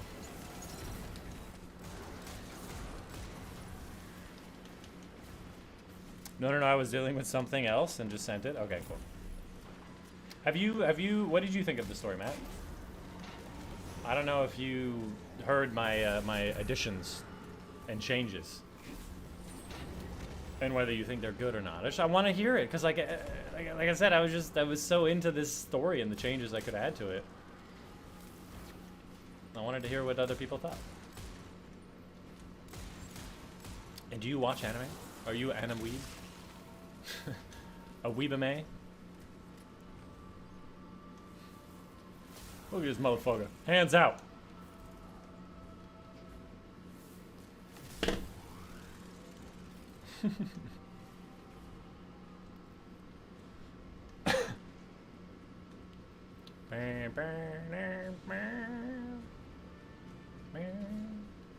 That's a lot of ships.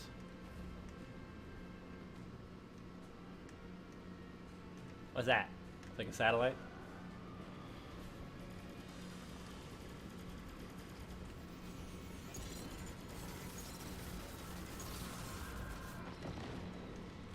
I almost died. And also, I have... Am I wearing Lorelei? Oh, I'm not, because it's the headpiece! Oh, God! Lorelei! I need you! I'm now realizing just how much I haven't been using Lorelei this whole time. What else do I use instead of Lorelei? Hoyle? Syntheseps? Problem with Syntheseps is that it punches too far. Although I guess it doesn't matter. Syntheseps doesn't matter because I have the charged melee thing on. Yeah, okay, let's use Syntheseps then.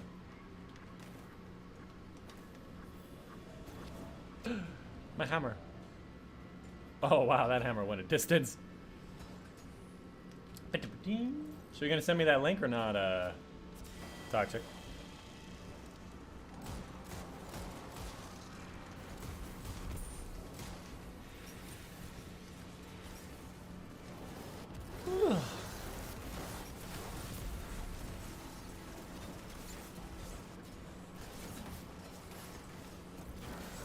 Well, I hit him eventually.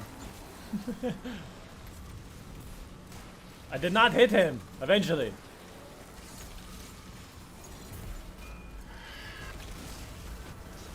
I did not hit him eventually. I think I just did that exactly the same way multiple times. Just like the way it said, sounded. I don't know how the mindscape works, but anything wearing Sabathun's face is trouble. Run it through with the spear, Guardian.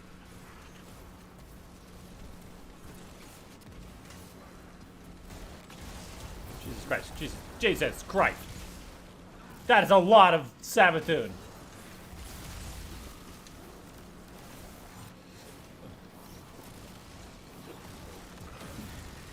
Yay, teleporting.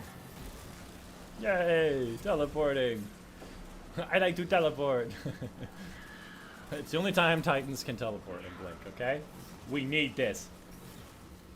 Can't hit her? What the fuck?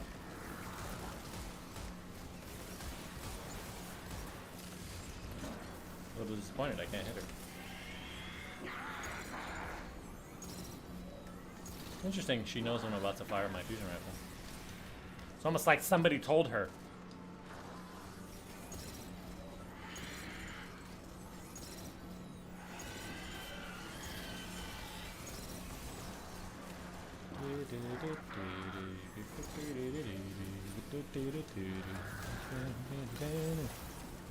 Sabathun. That's all you got to say about that, man? That's all you got. I got double thickness. Double cheeked up right now.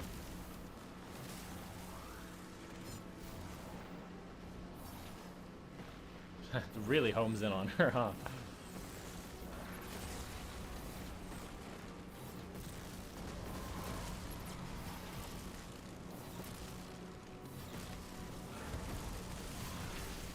I was able to melee her. Let's go. Oh, it was so close. Sabathun, don't move. Please die.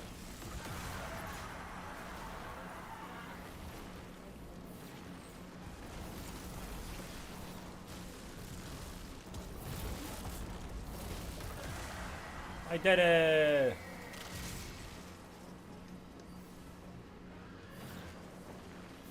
Excuse me, that didn't hit her? I didn't hit her!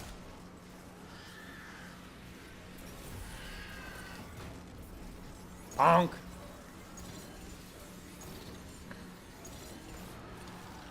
We did it. Mine. Mine. Hey! Mine. Little moth following him. Little moth, don't kill my friend. I found it. Check out chat. Oh my god. Okay, Toxic, is this something that, like, is allowed? We shut down the Lucent Hive's invasion, but this Like on won't be the YouTube? last we hear from them. With Ikora's hidden stretched thin, I need all eyes wide open to watch for them. Called Girl Alone? Crow, get out there and scout their What the strongholds. If they mobilize, I want to know about it. I hear you loud and clear. Clint and I will Markable free-to-play simulation game that created by Flimmerdeburn. This game uniquely blends open blah blah blah. Girl Alone revolves around an introverted girl who struggles with stepping out and interacting with the larger world. An unfavorable social situation sees her retreating further into her shell, offering profound narrative setups for players to connect, empathize, and assist her. Through the consistent communication, players have a chance to foster her self-esteem, encouraging her to gradually gather blah blah blah. Reward system. I'm not so sure this is exactly the same thing. One of them is a introverted girl. The other one is a forever tormented, tortured individual who is saved by an apothecary hero. I could see some similarities, but like, does this girl alone have like whip scars on her back? Is she blind with no teeth? Does she have no female parts? Like, the heaviness is very different, I think.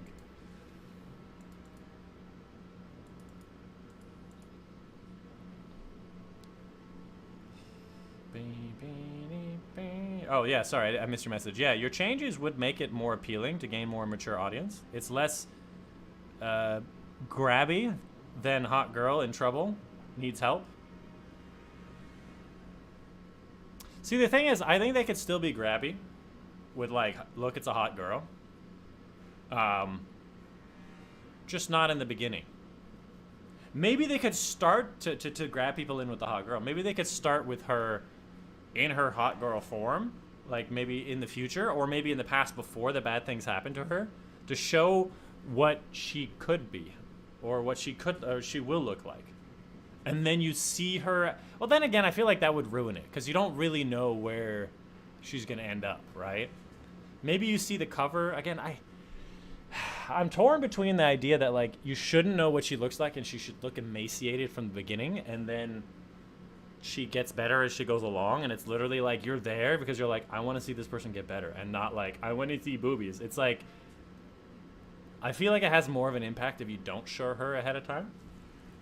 But then again, it probably wouldn't sell as much. So, probably sells much better that she is. Is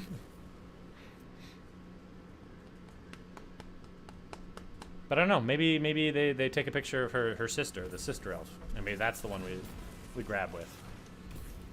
Middle of the mission, huh? Cool. I love getting free credit.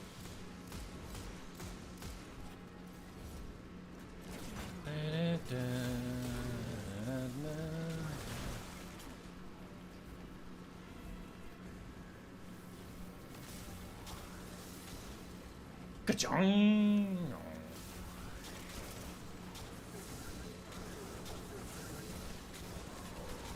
Do you have any fun Android stories and games that you think are similar to this story, Matt?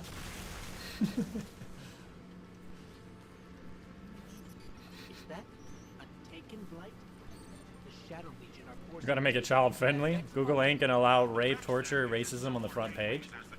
Well, if it's a good story about, because they never showed any of like the actual bad stuff, other than like maybe the killing of the snake. But it is a very mature theme. I could see being T for teen.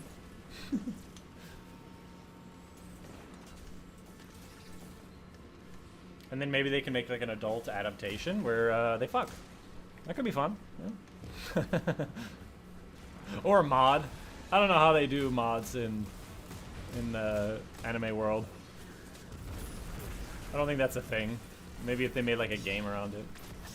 They wouldn't make a game around a story like that.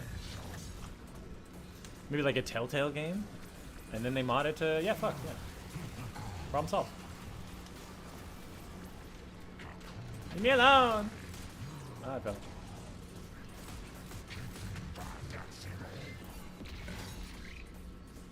Die. I'm doing no damage. I have a healing rift, haha. The Vex portal is clear. Let's follow those taken and remove them from the system. Hey, Guardian, I'm not sure just how much damage these taken. But it's similar to, in fact, that I want to see the elf girl get better because she was tortured. And I want to see this girl get better because she was forgotten about and not cared for. I don't feel like she... I mean, from the thing you sent me, it doesn't feel like that girl alone was really forgotten about and not cared for. Although maybe she was. It kind of feels more like she didn't get out in the world, and she needs help getting out in the world. But maybe I misunderstood and it develops in a little bit of a different way. But the heaviness of the elf thing was like... God, this woman suffered beyond imagination. Whereas the girl alone is like, yeah, okay. All right, let's get you out to some clubs, meeting some people. Let's make you some friends. Nah, the elf girl, you're like, I will destroy civilizations for you. How could you do this? Evil.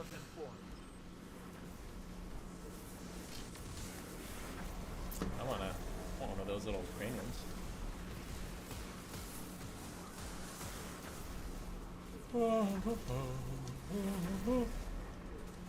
Oh, she fly. Here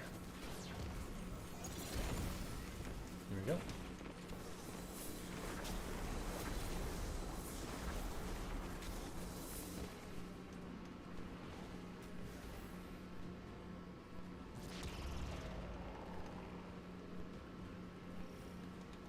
Or she was heavily introverted, orphaned, and homeless. Whatever.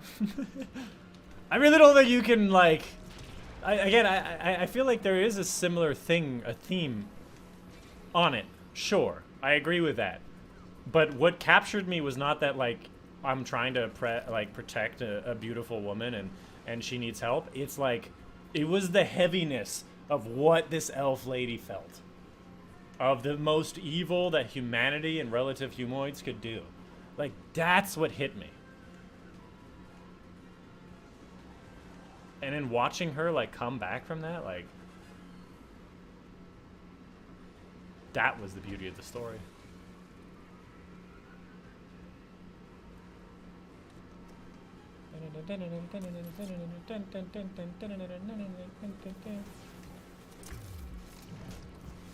I will take my cranium now.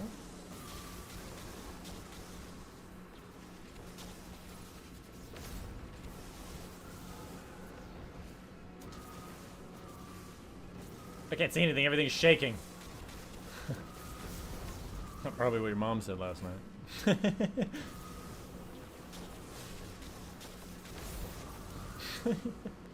I know my brain just literally went, you should say that joke. Yeah, you should say it. Yeah, why not? It's not like you have much of a following anyways. People around actually like you. Yeah. Screw those guys. The Taken haven't even been here very long, and they've still managed to take over this Vex pocket. They're fitting allies for Callus, infesting any space they're found in. If we'd waited any longer, this would have been much worse. Yeah. I don't even want to think about that. A fitting ally for Callus. She called her father and got no bibbit. What is it? She called her father and got no nipples. That's the Kevin Hart thing. He ain't got no nipples. She said he ain't got no nipples.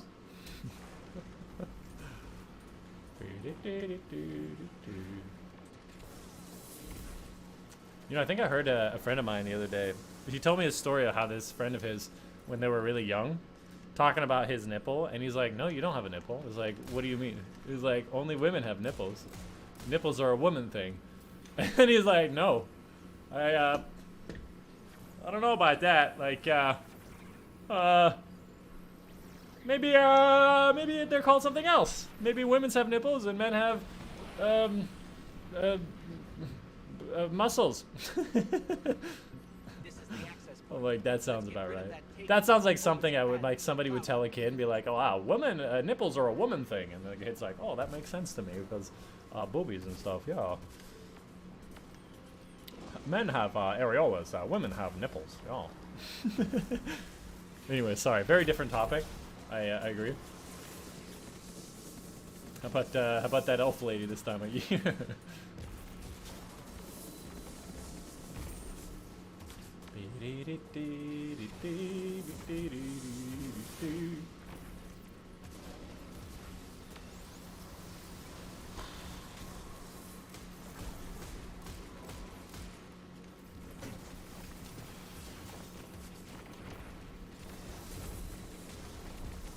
Man, strikes are easy, huh? I can just break these things, right? I can just like stand in the middle of a bunch of enemies and shoot them with whatever, and then I just live. That's crazy.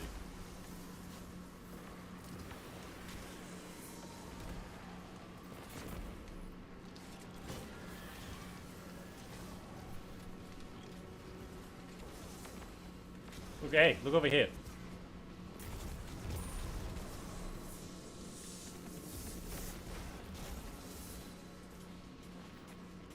Hey, don't look away. Look at me. Look at me.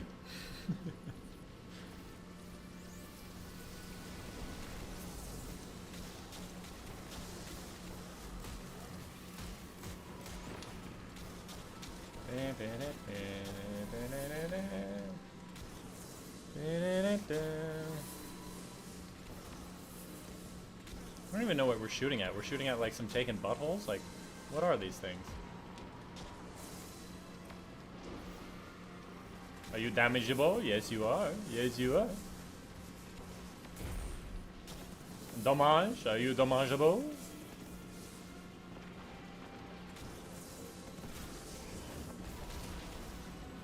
We did it! Yay! I got an exotic. Yay! I like how the previous stream you asked me like why I said that's what I said to your mom last night, and this one you do the same thing. Hey, you know, I was wondering what the connection was. I know what your mama joke is, you know, but like I didn't get the connection. That's all. I think your mama's doing fine as far as jokes go. Men can't have titties. I wonder how they will react to a femboy. Oh my god. Don't even start. They will break. But again, they were just a young kid, so they may be different now. At the time. Literal definition of a mixed message is a femboy. I agree. What is a femboy exactly? Toxic, you seem like you would know the answer to that question. Like, a femboy is different than androgynous individual. It's different than a trans man or woman. It's different than an asexual, right? What exactly is a femboy? It's just somebody that, like, wants to be masculine and feminine at the same time? Or what? Or is it looks like a boy and acts very feminine? What exactly is it? Can you give us a recap for the ages, please? Here comes the camping music. A boy who acts like a girl. Is it a boy who acts like a girl, or is it somebody who looks like a boy who acts like a girl? Who's potentially a man. Potentially a man. What do I use these things on? I was going to use them on the previous season stuff, but like the haunted thing isn't around at the moment.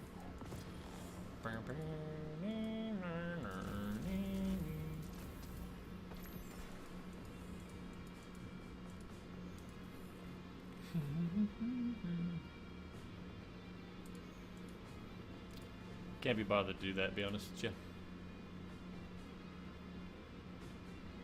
Is this match made? It's not.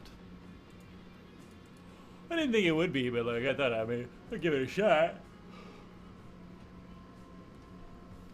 Most of them are gay.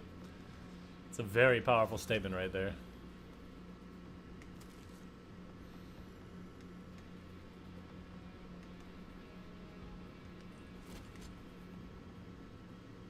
Most of your mom's gay. Sorry, it was hanging there for a bit and I had to release it.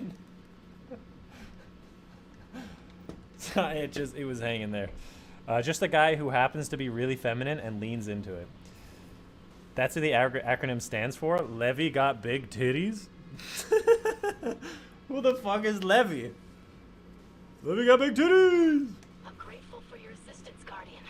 I'm investigating Glint's questionable reports on the Headless Ones. You know, I know. Oh, it actually does cycle between them. It's a spider on the hill. Like I do, keep It's your a spider. mouths to fairy tales. The only way to prove something is with cold, hard data. When done right, it's chaotic, volatile, violent, especially with rocket launches. Just don't stand too close. Amaro's really like milking it. He's like, I'm having such a good time. While you stand inside I love killing. amateurs.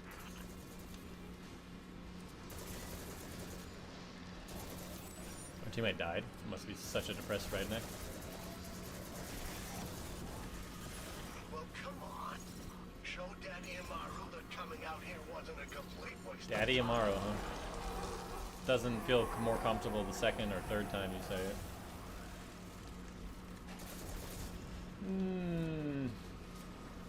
I wonder what femboy would think about Daddy Amaro.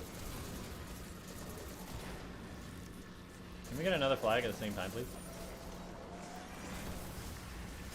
If you're gonna thunder crash, you better not miss. I have another story if you guys want to hear it. I've been watching a lot of these anime manga recaps. I haven't thought out one as much as I had that one though. There are good ones. Most of them are not sad. I should put it that way. Don't disappoint me, neon nerd. But I know that I'm probably overstepping my bounds here. Nobody's not that interested. Oh. I want to see Amaro got crushed. Yeah, dude. Me too. And then Savathun would be like, I'll be leaving now. Here we go. Don't disappoint me, neon nerd. So if we can crush Amaro, does that mean like other things can crush our ghosts? Just by force? Because like it's pretty well established that like ghosts can't take damage unless they're shot by some special round like Cade's ghost got shot by. that like nobody else can seem to find again. It wouldn't be like the ultimate thing to just have the gun that shot Cade's ghost? And I feel like they would all, like every single species would be fighting for that weapon because the Guardians are hard to fight because they never die.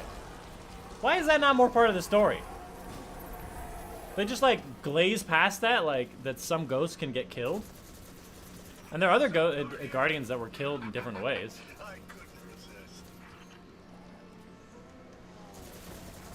I don't know about you, but like never dying and all that stuff, like kind of loses its flavor when like you could just die.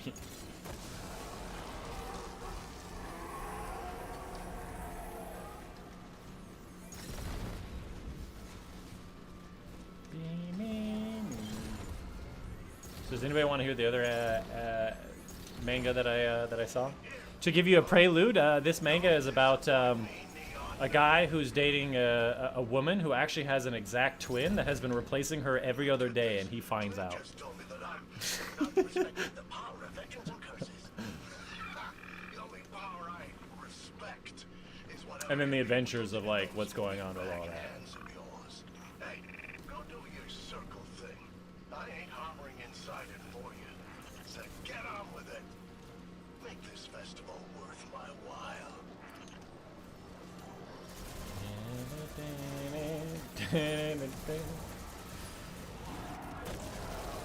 My hammer!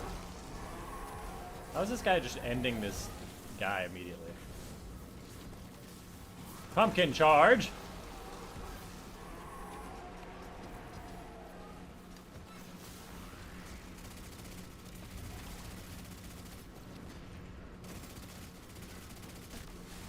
You're gonna get in that summoning circle or just stare at it. Amaro, shut the fuck up right now, okay? I'm gonna need you to take a chill pill.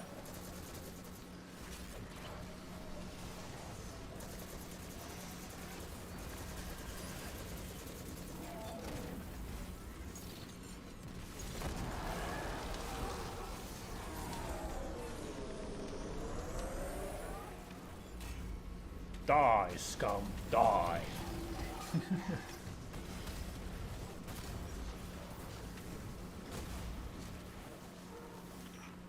Cliff's reports of the Headless Ones are true. And not that I doubted him, but he and Crow do have a flair for the dramatic. God, I missed a bunch of messages. Hold on, guys. I say pathetic. They could make the Harmonic Resonance more interesting if raid weapons didn't require spoils to apply the resonance. Oh, I didn't know that. I legit have so many spoils I didn't realize. I want to see Amaro get crushed. Oh, daddy. You gotta be in the mood for it. Ghosts can absolutely take damage. It just has to be from paracausal forces. Better question for you. That's what I'm saying, is why don't we have more paracausal enemies? Like, why aren't like all of our enemies stocking up on paracausal weapons in case Guardians want to fuck them up? Think so. Yes, tell me a story. You want to hear the story? Was it like the Freaky Friday situation? Check your teammates' weapons. Why? What would they have? As a bow? Oh, you want me to check their weapons so I can see what weapons they're using to murk that dude? You think it's just a wish ender? And a rocket? I feel like it's pretty basic. Maybe it was just wish ender, but like it was like and they were dead. I guess Amaro and Zivo Wrath, the Hive, are really just into masochism and violence is sexy thing. Paracausal weapons don't grow on trees. Right, but like, I imagine the Hive gods, with all of their power and armies, they could get their hands on at least one paracausal weapon.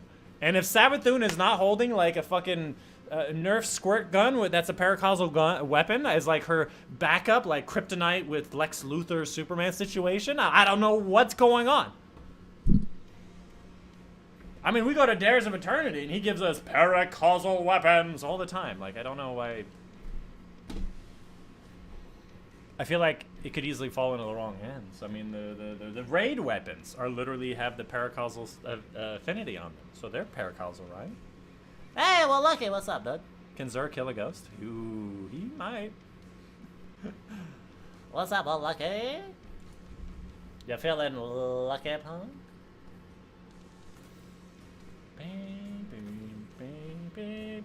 We're just grinding stuff. You want to join, Lucky? You're welcome to. Just getting challenges all over the place. Look at that shit.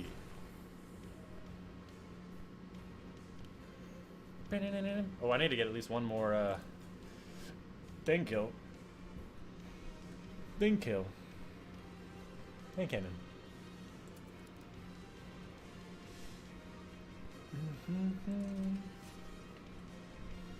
Darkness zones are literally spells designated to combat the ghosts. That's true. I feel like the enemy, like, I feel like if I was watching an anime or like a movie and somebody learned that Superman was, his ultimate weakness was kryptonite, they would be stockpiling some fucking kryptonite. That shit fell from the sky. Lex Luthor went out and found all the kryptonite he could find. And he wrapped that shit around Superman's neck. They see the Guardians die to call it paracausal weapons, and Guardians are the scariest shit in the world. Why are they not stockpiling paracausal weapons? Their entire race has ability to do it in all the different species. Keitel, how much resources she has? Why doesn't she have a paracausal weapon? Why aren't we talking about, like, destroying paracausal weapons so that, like, we can't be murdered by them? Like, I feel like it should be more part of it. Paracausality, rather. Nothing much, just feeling as lucky as ever. You want to come play? We're just doing random PvE stuff. Maybe we shouldn't be dissing the only Agent of the Nine who's a whole ass system. Kryptonite also doesn't grow on trees. I know! Exactly my point! It falls out of the fucking sky as a meteor. And yet Lex Luthor found them, collected them, and used them against Superman. Lex Luthor is like one dude. The Fallen, the Hive, the Cabal, the Vex, they've got a lot of resources. They got a shit ton of resources. Anyways, how many of those little pages do I have?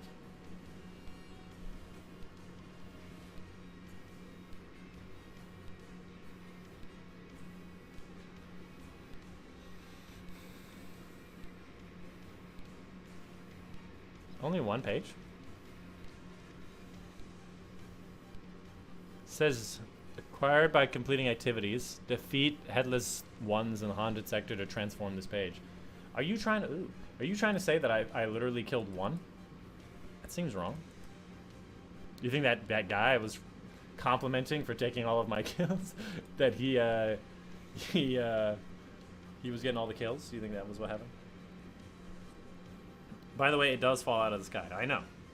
Yeah. Kryptonite is easier to find than the weapons to break the rules of reality. I don't know, man.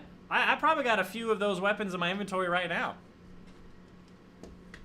Like, if we could look at my vault, like this thing right here. Is this not a paracausal weapon? It has harmonic resonance on it. It has that paracausal something as one of the perks sometimes. That looks like a paracausal weapon to me.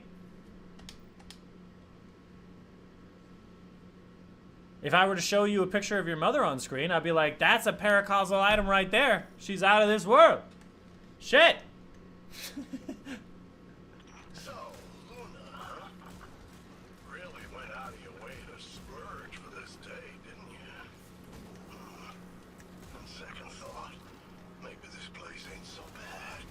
All you can kill cursed thrall. A full menu of horrific headless monsters. Don't get a hard on, brother. Just how to treat a ghost right. So Maro's just like our buddy now. Just hangs out with us. He's like, yeah, get rid of that Sabathoon lady. She didn't treat you right. Let me treat you right.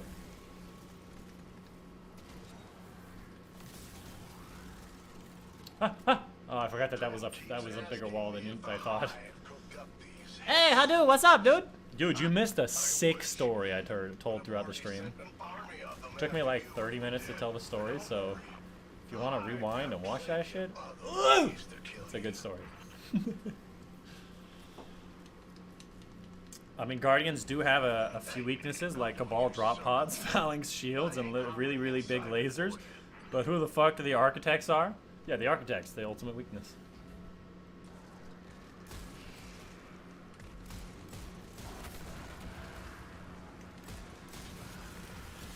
How hard is it to shoot and loot while you stand inside a circle? Amateurs. Amateurs. Total amateurs.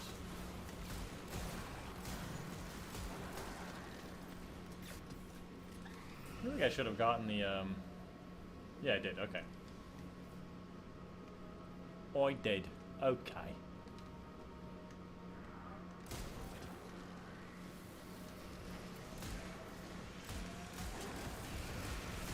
Okay, so this next story is, it's like episode like 1 or something of the anime, or the manga. But this guy, he wakes up, and you should just watch it because there's visuals and all that. This guy wakes up in the morning, and it's all, literally this is the start. He's all very serious, and he's like, I know that this is the day I need to break up with my girlfriend. He's like, he's in acceptance, right? And he walks up to his girlfriend, they slept next to each other, she gets up to like make breakfast, and he looks at her and he says to her, we need to break up. His living girlfriend of 4 years, and he's like, we need to break up, and she's like, maybe we should talk about this later after dinner. And he's like, I'm pretty sure I was pretty clear about what I was saying, and she's like, look, just go to work, come back, we'll talk about this later, you have to go to work, I have to go to work, let's figure out this later, okay? And he's like, okay, fine. So he goes to work, and he does his work, and he's got all sorts of different kinds of people, including some very hot ladies, one specific one, huge boobs and all that, whatnot, who's his boss, and he works, and instead of wanting to go home at the end of the day, he's like, I'm just going to stay at work and work late, and she sends him his girlfriend sends him a thing where she's like, hey, I got your favorite food, I'll be home, and he's like, I'm not going home, I'm going to work late and whatever, and then all of a sudden, some people turn off the light and they surprise him, and they're like, congratulations, we got to 1 billion views on our marketing companies where he works, and they're like trying to celebrate, and they're like, great, let's go out for some drinks. And he's like, great, this is a great reason to not go home. And so he goes, and then he gets like super drunk because he's super sad about his whole girlfriend situation, and in his drunken stupor he tells his boss, who's kind of another love interest, things are not going well with I think her name is Ting Ting, his girlfriend, and the reason is not what you think. He's like, the reason why I don't want to date her anymore is because I feel like she doesn't seem to care about anything I do. She doesn't seem to care about the bad things that I do. She's just happy to be there, but she's always kind of shifting her emotion a little bit. It feels unclear as to what she's feeling. And so he's like, I feel like a burden to her. She's killing it in her job. She's being a good person at home. She always cooks and cleans, and I'm a burden to her. And like, that apparently was the reason why he wanted to break up with her. Which I know a lot of you guys are like, what the fuck? You find a good person and a woman and you're like, I'm not good enough. But like, worthiness is really important for him. And he admits that to his boss because he's all drunk and shit. And he's like, he's groping her, and there's all sorts of little anime scenes. Let me see these messages. I heard your mom is out of this world. Nice, nice. That was not the story I was talking about. It's limited, though. There are weapons that we have to use that are considered paracausal, but for most part, they aren't. Okay. Fine, fine. I'm just saying, like, it's probably is something that should have been explained a little bit more. Don't disappoint me, neon nerd. Freaky Friday, the anime? Anyways, yeah, so he basically admits it, and apparently the boss actually messaged the girlfriend Ting Ting that he's going to be late because they were going out to drink and celebrate. And of course, again, there's all these themes of like clearly like his boss was his friend from college and high school, and they've known each other a long time, and she can never find a man, and it obviously implied that maybe he's going to be the man. There's a whole set of things, right? He gets home, and he's drunk. And the boss brings him in, the girlfriend takes care of him, and she's all lovey-dovey, and she's, like, basically not addressing the whole breakup. And eventually he's, like, drunk, and he doesn't know what to do, and he basically passes out, and she gives him a bath or something. And then he passes out, and all of a sudden, her twin sister comes out from nowhere, wearing a different outfit. And together, they carry him back to the bed, and he's like a big, heavy man, and put him to sleep. And apparently their whole thing is that they've been pretending to be each other. Where literally they would switch off back and forth one day to the next because they're exact twins. They could get away with having twice the amount of time in the same life, which I don't really think is how that works. But like, that's the premise of this, right? And so they work together, but he still doesn't know, right? He just thinks there's something weird going on, and he doesn't know. The next day, because he was drunk, where the fuck, what am I throwing? Because he was drunk, he couldn't drive his car back home, so he had to get a ride back to work from his girlfriend. And in that process, he's like, oh wait, I have to go back home, I forgot my manuscript at home. And then the girlfriend's like, we can't do that, because obviously her sister lives in the same house. They have their own private room that he never enters, that he's not allowed to enter. It's her private room, even though she sleeps with him most of the time. Most of the time. And so she panics, and she's like, oh, I gotta call her. And then she almost gets in an accident because she's on her phone while driving. He takes it away from her. She tries to run to the front door to knock on it. When he's like, what are you doing? This is our house. Just use the key. And then a DoorDash delivery guy shows up to deliver food, and the other twin walks out, and he's like, there's two of them! I imagine he also screeched like that, the same way. He's like, what the fuck? There's two of you! And he gets all mad. And apparently the first time he ever screams at them. He's like, what's going on? And he doesn't know what to do. And so he's like, okay, well, I clearly have to get to work, so we'll talk about this later. And it's literally two identical, hot as fuck twins. And he's like, I don't know what to deal with. Like, which one of you was my first kiss? Only one of them. Which one of you was my first sex? The other one. Which one of you is this, that? Well, how did you feel? And it's like, we both fell in love with you. And we decided, because we're such identical twins, we didn't both need to take the same tests. We could just have one of us take the test because we look the same. So we started living the same life together. Just one person doing one day, the other person doing the other day. And this guy's like, I don't know if I should just be like horny as shit in my fantasy right now, or betrayed by the lying. And then it kind of devolves into a story of how he can try to hide them from other people and incorporate that into his life. And it's like, shit, brother. Like, I don't know if that's ideal or terrifying, but like, good luck with that.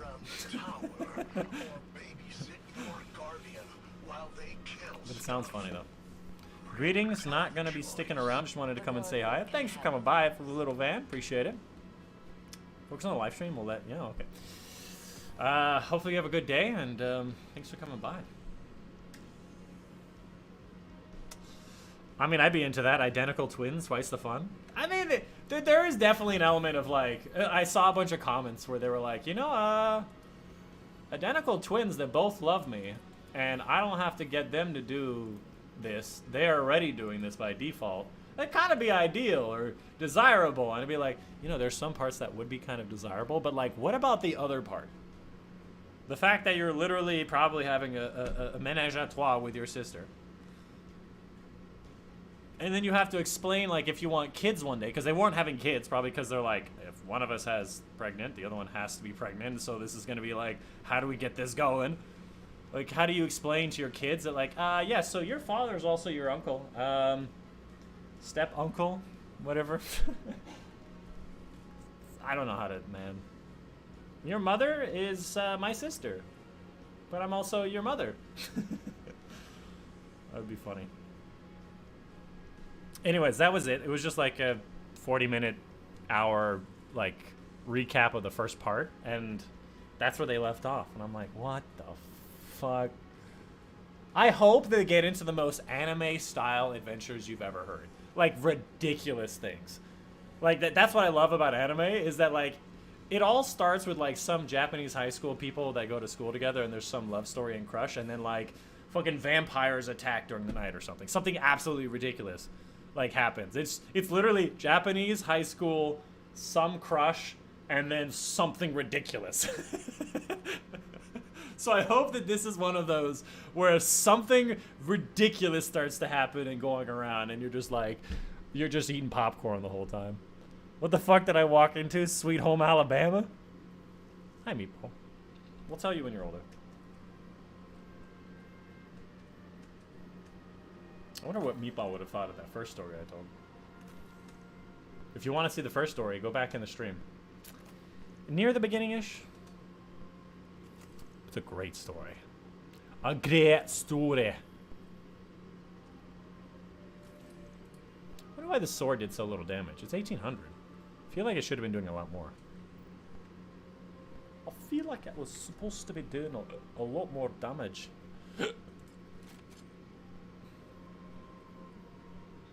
A lot more effing fucking damage.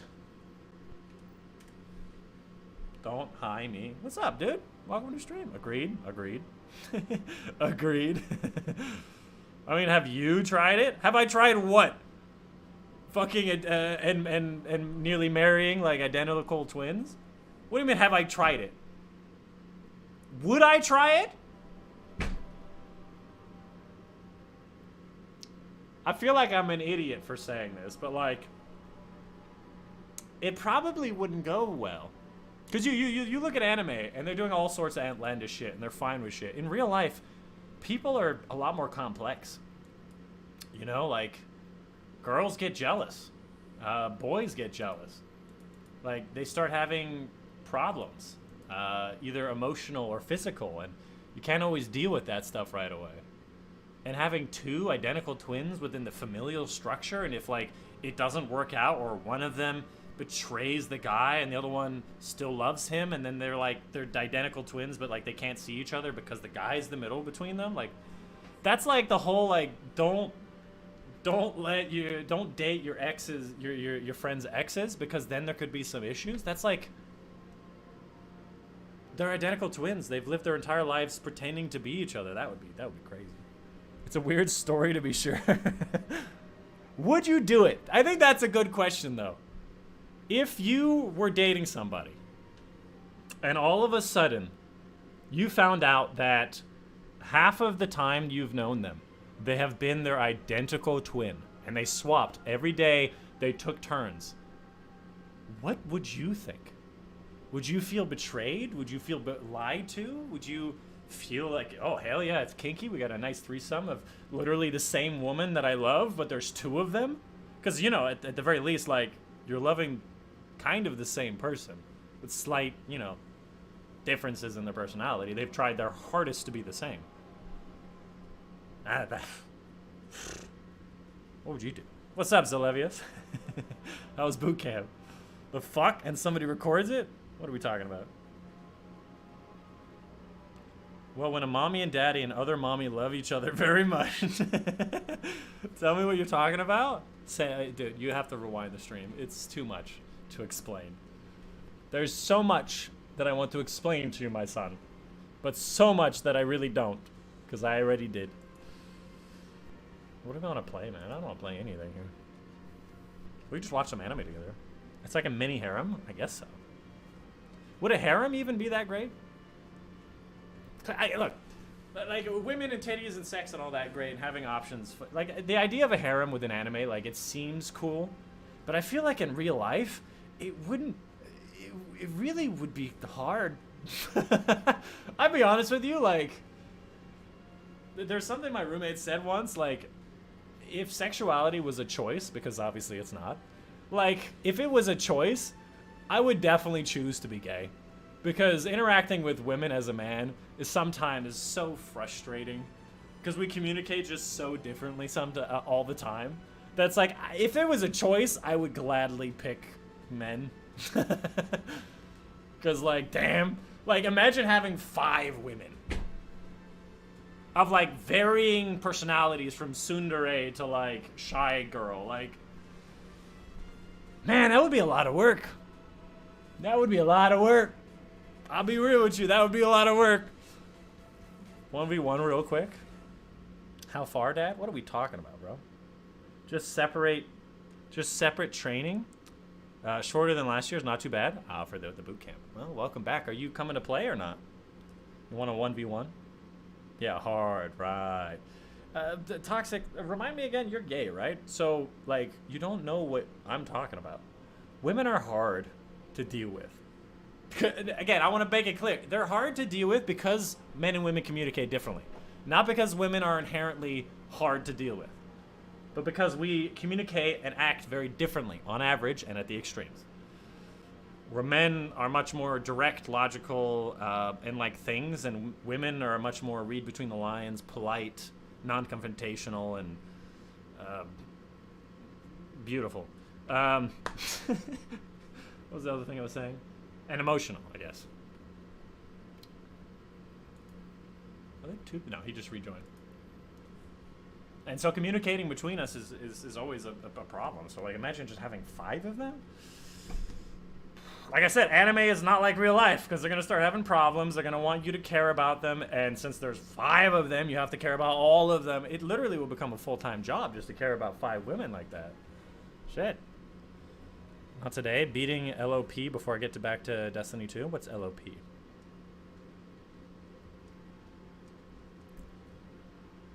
Agreed, Dychronic. What, you know women now? You're all jaded from all the women you talk to, Meatball, is that what you're saying? I just think if I knew about the twins, I'd react differently. If I'd been lied to, I'd have to really think about it. Like, so you're saying if they told you ahead of time, I guess we could do a 1v1. I don't care what weapon I'm using. Do I have like a Monte Carlo? I think that'll be fine. I'm sure he's gonna shotgun me at some point, so that'll be fun.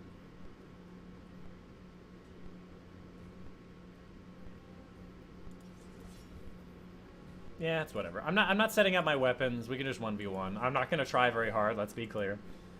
Yeah, Meatball, if I could ask you not to use heavy or super, that would be great.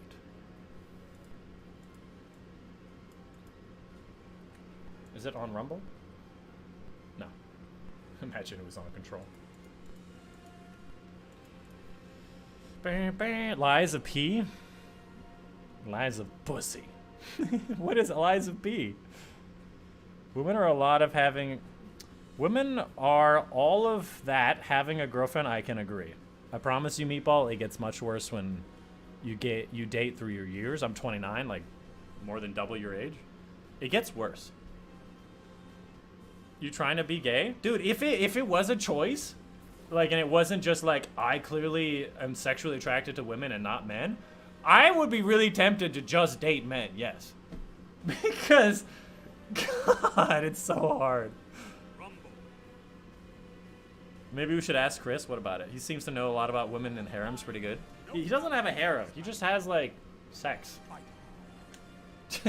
He just, like, he's a player. Yeah, he's a player. You trying to hit me with a knife, bro?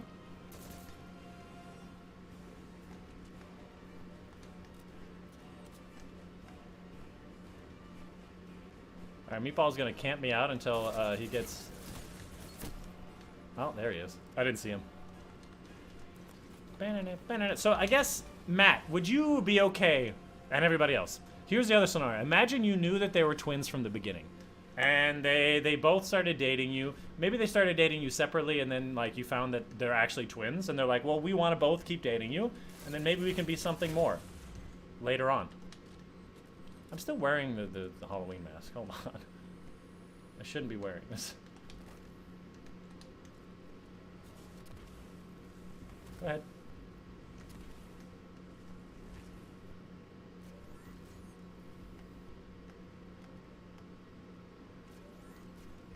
Yeah, come on, buddy.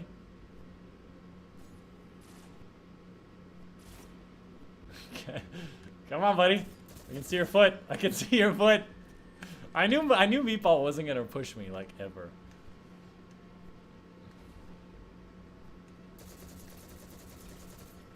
Uh-huh. And then he pushes into the spot that I was just in, and then...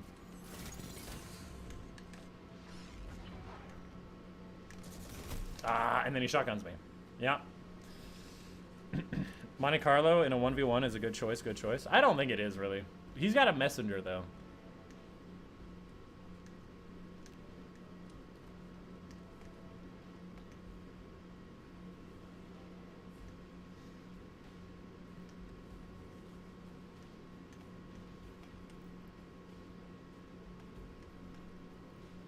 Yeah, Meatball is just going to camp and fight his distance. You taught me not to push. I mean, that's fair.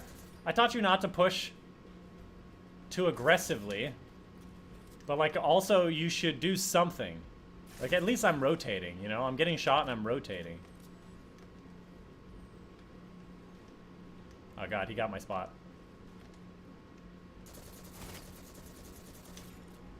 He's really getting me.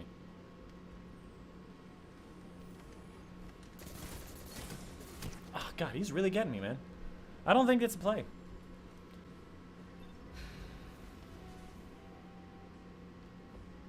you don't have a gay, since you're a gay boy, you don't have a stake in the situation. I mean, just imagine it's two twin brothers. I don't know.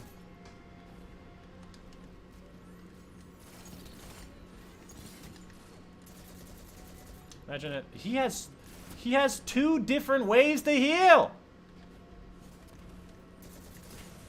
Clearly, two different ways to heal. It's ridiculous. It's ridiculous. Oh, man. Anyways, yeah, Matt, what do you think about that? Like, they're twins, but they told you ahead of time, and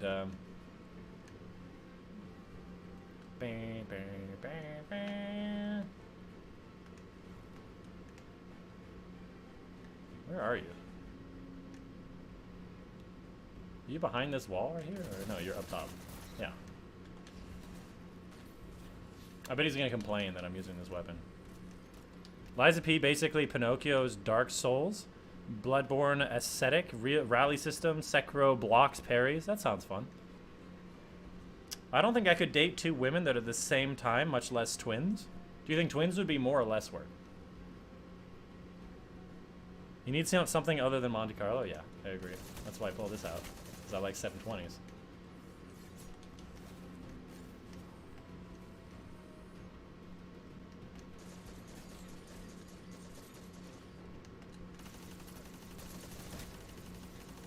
Yeah, you're lucky I'm bad.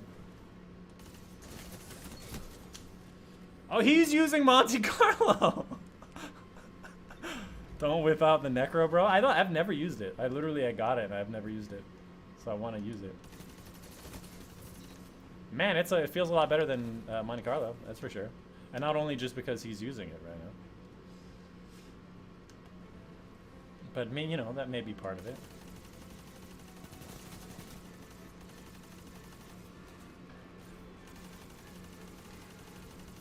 He's gonna go on the left.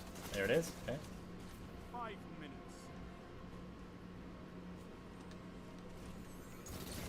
There it is. 5 minutes remain. You on this side or that side? Oh, that side. Okay. Ah, I thought that thing was gonna murder me for sure. Yeah, I feel better with 720 auto rifles. Twins are definitely more work. They look physically similar and can have hugely different personalities. Let's assume they're mostly the same. Why would the twins be worse, though? I feel like two completely different people would have more variance in their personalities. Did you see him, like, slowly shuffle out into the open? Oh! Bro! That killed me? The meatiest of balls. I can't believe that kills from that range. I'm clearly using the wrong fusion rifle.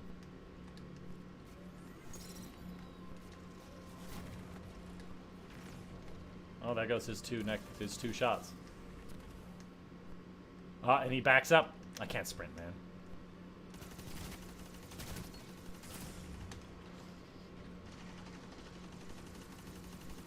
Yeah, me too. I'm just gonna back up and heal.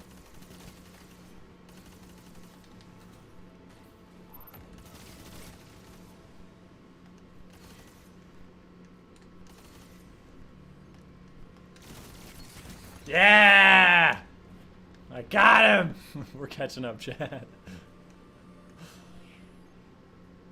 Of the twins that I've known in my life, they're actively different from one another. Yeah, but like, are they more different from each other than like two random girls that you've met in your life that you liked? Meatball's down? What, did he need ammo or something?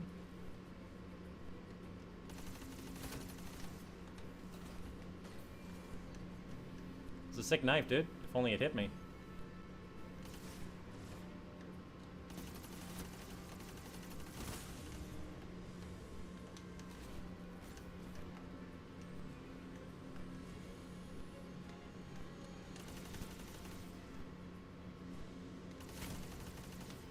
He's literally just peek shooting his pulse rifle. Like, do you see this shit?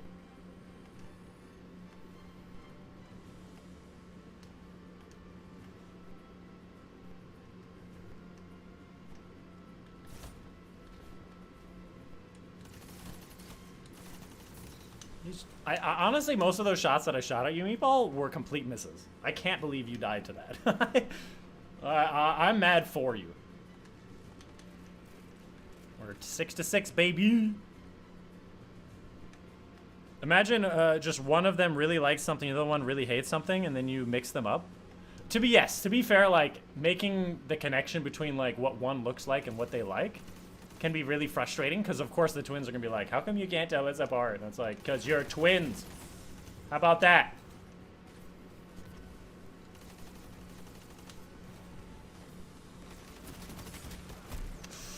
Ooh! Oh, he pulls out Quicksilver Storm.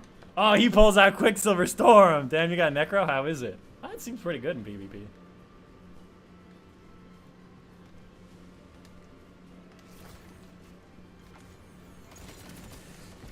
Shit. I had to drop on him and I fucked it. He's gonna win! Please don't run away though, Meatball. That would just be so sad. 1 minute remains. You're in second.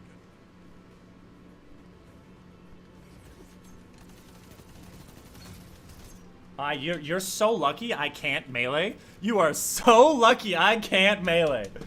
So lucky, Meatball, I can't melee.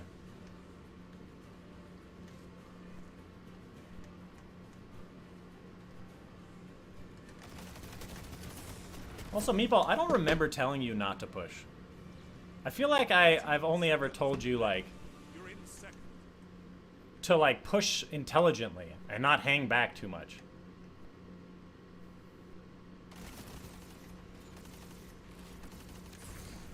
Oh, yeah, 720 v 720, except for you threw a tangle at me. Yeah. It's all or nothing. You know. Congratulations, you did it. You made second place. I have a Your theory. mentality is nearly unmatched. You didn't. So many guardians in the same ring. Interesting. Loss happens. GG. What You do won. now Fair and is square. what matters. Feel like it's cheating if you use a weapon that he doesn't have? How is that cheating? This whole game is about weapons and mod combinations that other people don't have. Like, what? Like, that's the whole game.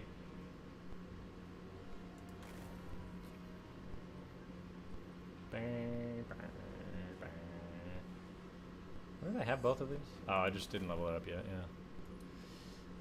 Yeah, I mean, the best part about this is the fact that you get the higher rate of fire and stability and aim assist, and that just never happens because, like, I don't see them that often. And then the Cursed Thrall explosions, which would be, again, better in teams.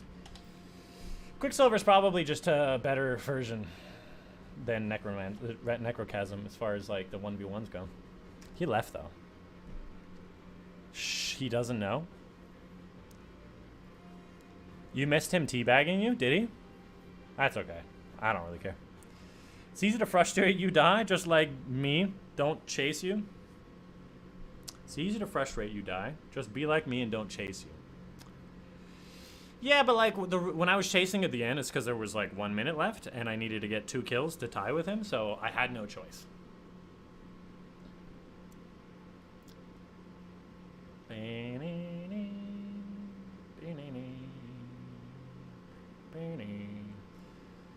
I have a Matador, but I don't know how know the good rolls. I'll just look it up. I'm sure there are plenty of websites that'll tell you.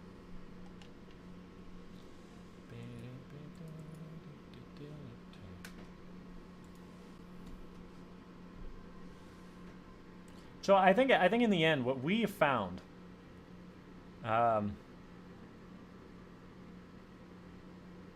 is that if Matt were presented with an opportunity to date and maybe even marry twins, his rationale for why he would not, even if they were both like banging hot, is that he would find more strife in life of trying to remember which twin was which and which personality each twin had.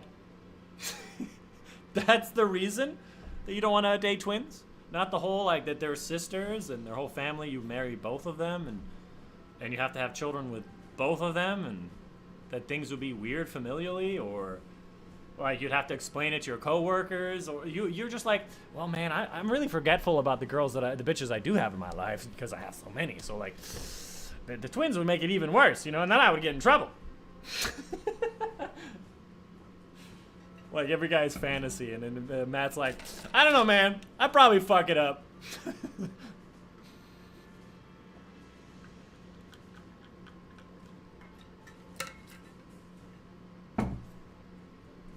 There's a reason why God brought me into this world not able to attract twins to me, okay?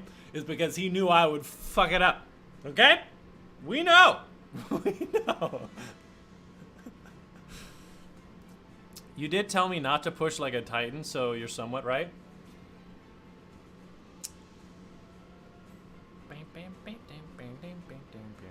Gotta build my new computer, but I'm having trouble with motivation now.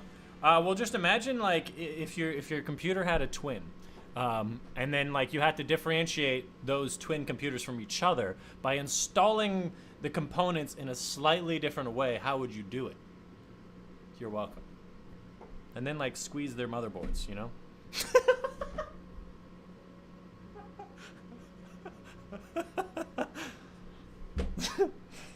That one came right off the top of the nog. I loved it.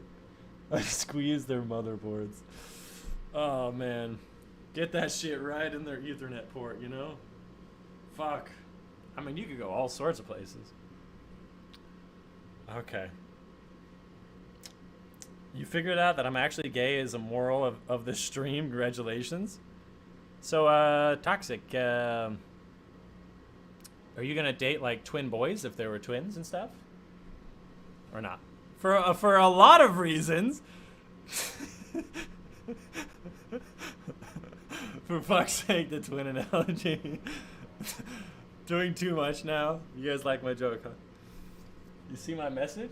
What message? What did like on GG? Yeah, no, I saw you, GG. Why? I'm using not meta weapons, is that right? I thought auto rifles were meta. I haven't played Crucible. Other than the random mode at Wumbles, I haven't played Crucible in a long time, baby. I wanna do all these exotics, man. Literally don't even have enough space to pick this up. I can pick these up, because they're two.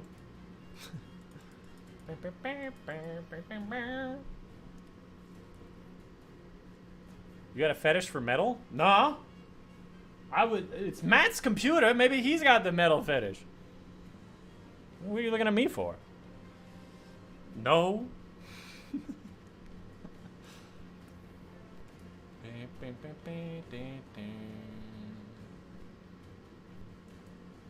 81 sticky USB port. Matt, you know what to do.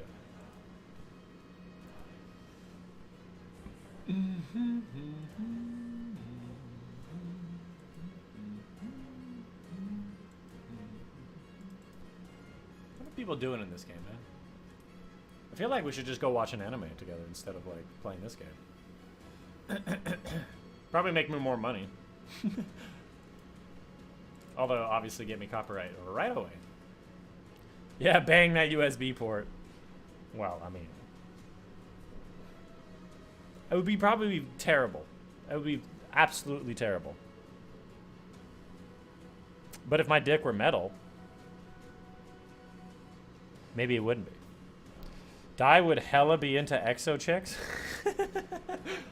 I really don't think so. I really don't. Do you guys remember the game show video that I did with skids and whatnot. The most recent one from a few months ago. Do you remember the last question was about which characters in Destiny 2 had the most results on Rule 34? I literally forgot about 801. I forgot about her. Caboose, the guy who doesn't play Destiny, who obviously just gets porn sent to him all the time. He told me, hey, man, how about that robot lady? And I went, oh, right. And she ended up being in second place. She's in second place after Marosov. Pretty convincingly, by the way. And I completely forgot about her, but yeah. The whole USB port stuff, like, I guess people are into it. Even though, like, she was, like, only, like, 2 or 3 seasons. She wasn't even really that major of a character. I feel like they should bring her back. What do I want to play?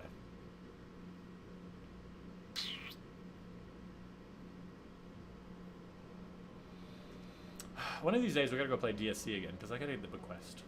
Although, why would I get the quest? By the way, why do people want the bequest? It's because it has a higher impact, right? And then it also has surrounded. Okay, that answered my question. I was gonna say, why not use Caretaker, which is the Defiance Sword, which I have crafted. But no, and it has surrounded, but I guess it doesn't have that extra impact.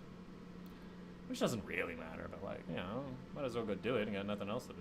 Shit, fuck. Shit, boy, shit. You guys wanna play Gambit? Oh, I did not know that the, oh, interesting. I did not know it was, all the playlists were in, like, one group of challenges. Interesting. So that means I never have to play Gambit. Ever. Interesting. Very interesting. I actually have nothing I want to play here. You guys want to, like, talk about anime for, like, 38 minutes?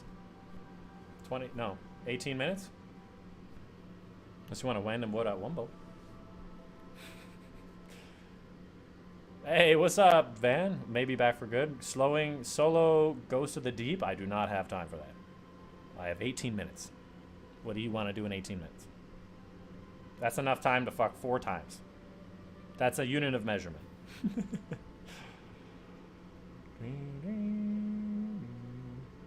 All right, new scenario, Matt. New scenario. The lady has a twin.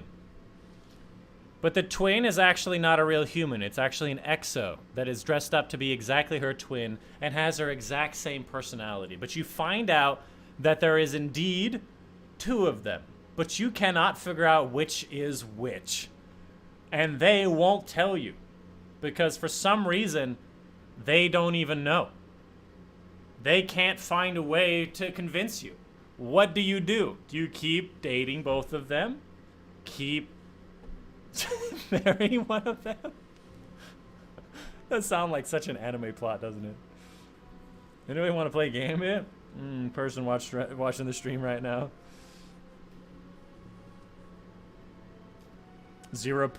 One person is now watching the stream. That's me. I'm the person watching the stream. There is no other person. What's a Neptune? Weekly mission? What's on the moon? Garden of Salvation, huh? That's crazy. Solar Pit? Honestly, no wonder like people who play this game solo like suffer, because like the only thing I could think of is like just playing a freaking strike. That's a bad life. Matt, I'm waiting on your response to my new twin question. My new twin question requires your attention. Chop, chop, get to it.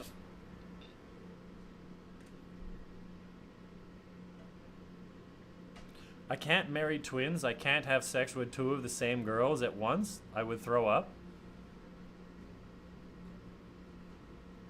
What?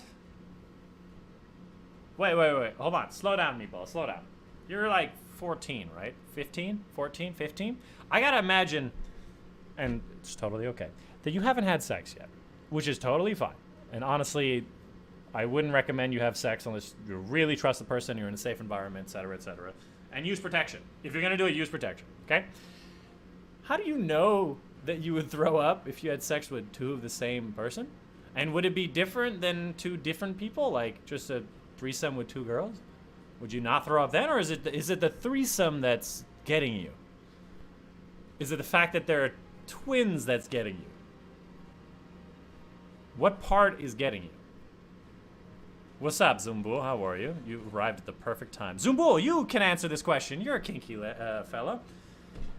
So, here's a scenario. You've been dating, I don't know what sexual preference you are, but like, let's say you're a man and you've been dating you've been dating a woman for 4 years. She's a live-in girlfriend, and at some point something happens where you find out she has an exact twin sister, and that they have been swapping back and forth. Every other day is one sister, and then the other days are the other sister. They act the same. They have almost the same personality, and they've been lying to you for 4 years that there are literally two of them, and you find out. And one of them is actually a robot completely disguised as that twin sister. What do you do? Do you keep dating them? Do you pick one, and how would you find out which one is the real one? Or do you stop dating them because they lied to you? What do you think? My goal is literally to get X to Reese Ornament and dip for a month. That's fair. I'm not the one obsessed with robot chicks. I never said I was obsessed. I've been talking about an elf chick for like an hour and a half. I don't know what you're talking about. I brought up the robot shit like in the last 10 minutes. You, I think, are projecting, friend. One or both of them would be disappointed, maybe? What do you mean? Plead the fifth? Twins? No, twins, two girls, but yeah, sure. So you would be, so Meatball, you would be grossed out by the fact that they're twins and you're having sex with them. Not the fact that there's a threesome. Not the fact that it's sex and you haven't had it. Why? Why is it the fact that they're twins make you sick? Do you not like twins like at all? Like if you met twins, or you're like, get the fuck away from me. Demon spawn, demon. What's the situation there? That is effed up. I thought you'd like it. I get the robot one and program her to better suit me. You can't do that. No. That's not how it works. The scenario is you can never find out which one is actually the robot, but you have to figure out which one is the robot. What do you do? Friggin' Zumbu over here wants the robot. Matt, you can have the other twin. She's a human, and you don't have to remember the robot. Zumbu will take the robot. I think we've got an agreement going on here. This is gonna be some shit right here. Maybe we should start storyboarding like an anime right now and be like, all right, so, and like drawing red lines between the tacks and be like, all right, so this is you, the main character. You have a girlfriend right here. She has a twin sister that's actually a robot from another planet that wants to discover what human mating strategies are like. But you can't let her do that because you feel that you're not the right mate. But you also don't want to lose your girlfriend. So you got to figure out which one is real. Also, you're in a Japanese high school. Man, these write themselves. Dude, like, honestly, how frequently would you expect, like, an anime, like, brainstorming session to be like that? To be like, wait, hold on. What if Chapter 10, we bring in the triplet?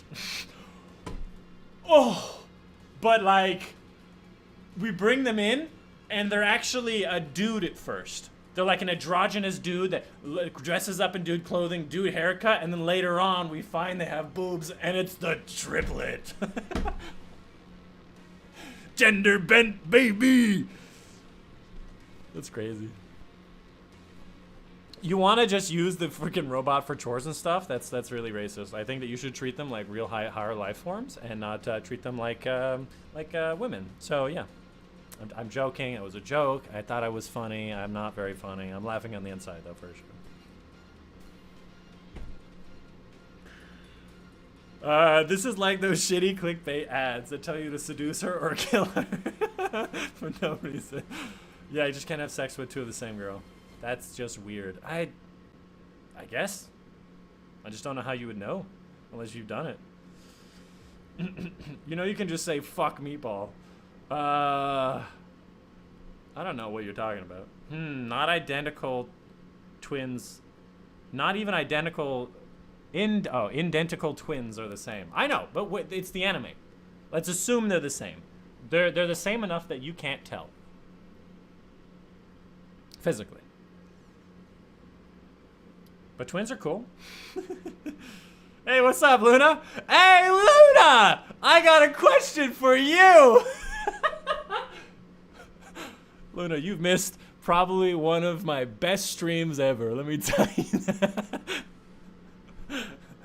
I got a question for you, Luna. But how you doing? Welcome, welcome. I don't want to ambush you right away, but I have a proposition for you. Matt has already made his choice. Meatball, I don't think wants to make a choice. All right, Meatball has a choice. Toxic doesn't want to make a choice. Meatball has made his choice. Zumbool has made a very interesting choice, and I want to know what you think. Oh my god. They're just rewriting Clovis Bray's story? Bruh. I got out of the emergency surgery? Oh my god. Luna, what happened? What happened? Emergency surgery. Is it for the pains you've been feeling lately? The cramps in your foot? Or what? What's going on? What I have stumbled upon? I just wanted to say hi.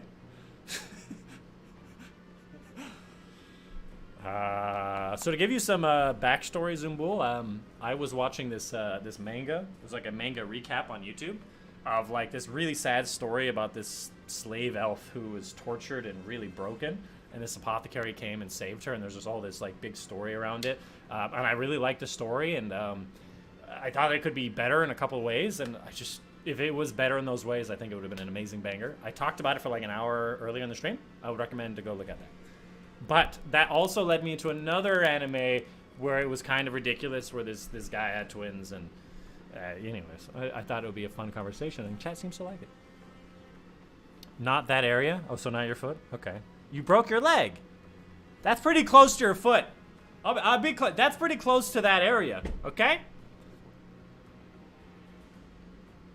By chance, Luna, do you have a twin sister? I'm asking on Matt's behalf. Not for me, obviously, for a friend. Yeah, his name is Jordan. Yeah, Jordan. Anyways, damn, it's been pretty cold these days, huh? The stream about to be age restricted. Which part of the leg? All right, Zumbool. I think you can figure it out. No voice chat on Discord, XD. What? You wanted to come chat with me about the? Do you want to chat about the whole twin situation? Because we can throw down. We can throw down right now if you want to. I'll meet you in Discord. I will meet you in Discord if you want to throw down. I'm sorry to hear that you broke your leg though, Luna. What happened?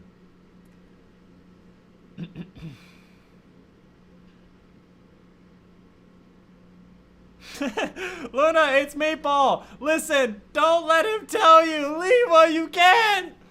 It's true. It's true. Meatball's actually trying to save you from this ridiculous conversation. Oh yeah, so for some backstory, Luna the other day was like, "Oh, I'm feeling terrible today, so I can't make it to the stream." And I'm like, "All right, I hope you feel better." And she's like, "Yeah, I'm having cramps in that area." And to fuck with her, I'd be like, "Oh, your foot? You have cramps in your foot?" She's like, "No, a little higher up." I'm like, "Your knees are hurting?" She's like, "No, the female area." And I went, "Oh, your butt. That makes sense." And she's like, "Close." I'm like, "I knew you'd be close to butt stuff." That's just her thing. And from then on, I just keep referring to her female area as her foot and ask her about her cramps. No, I fell out of bed and now I have metal on my leg to help recover. No, I'm an only child. Damn it! Damn it! Would have been a really funny question to ask somebody who has a twin. would you feel in this scenario, given that you are a twin? How would you fit? How would you feel about getting twins for other people twins? Now that would be funny. Sure, let's chat. All right, I'm in my Discord. Let's throw down. I'm in here, Zoombill. You better be ready. We're gonna propose some philosophical fucking debate. Cringe. Walt dies in a relationship, but he ain't tapped it yet. What are you talking about? No women want this absolute powerhouse of a steel horse. Nobody. Makes me very sad. You know, people always say that, like, yeah, I head to the gym so I can get all nice and buff so like, I can pick up chicks, when the reality is that like 99% of the people who compliment you are other dudes in the gym. It's very true. It's very true. If you're gay, it's fantastic. But yeah, I'm sorry to hear that you fell out of your bed, Luna. It's not surprising, I guess. You should have one of those railings on the side of your bed. But I do hope you feel better, get well soon, take care of yourself, and man, God, I don't know what causes you to be so clumsy, but like, I hope that gets better. Or maybe you just need like Connor to catch you 24/7. Just there to catch you. That's like a full-time job. Your brain hurts now? Okay, well. Hey, what's up? Is it Zumbu?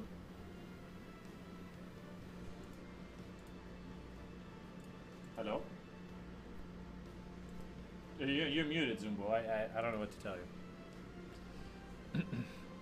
I can't turn mic on? Well, what was the point, Zumbo? You can hear me through the stream. What is the point? Huh? I wanted to yell at you while you yell at me? Oh. A sacrilegious. I have severe ADHD, maybe that's why. Does that cause you to roll out of bed, like, while you sleep? Like, were you asleep or were you awake? One of those is more embarrassing than the other. Let me put it that way.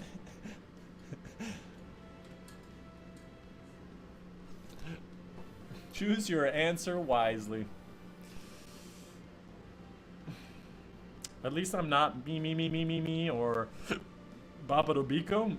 What are you talking about? Toxic going on a tirade about something and nothing.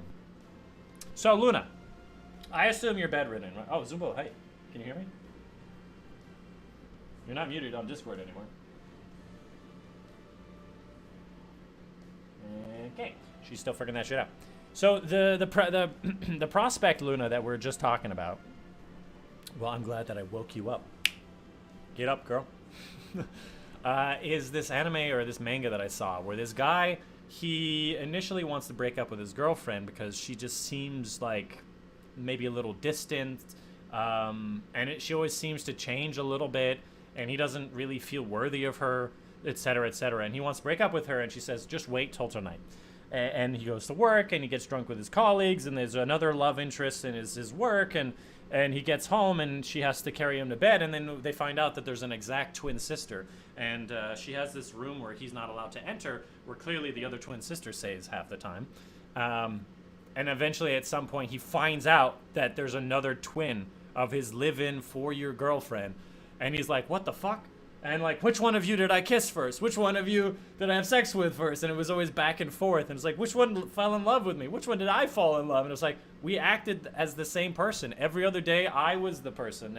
The other day, she was the person. We were both ting-ting. We worked the same job. But we're just different people. And I guess the question is, if this situation happened to you, in whatever form you want, you got double Connor or whatever, what would you do? If they were still into dating you and they loved you and they're like, hey, let's do this shit, what would you do? And then the secondary scenario is actually one of them is a robot that's disguised them completely like the other one, and you cannot tell the difference between them. What would you do?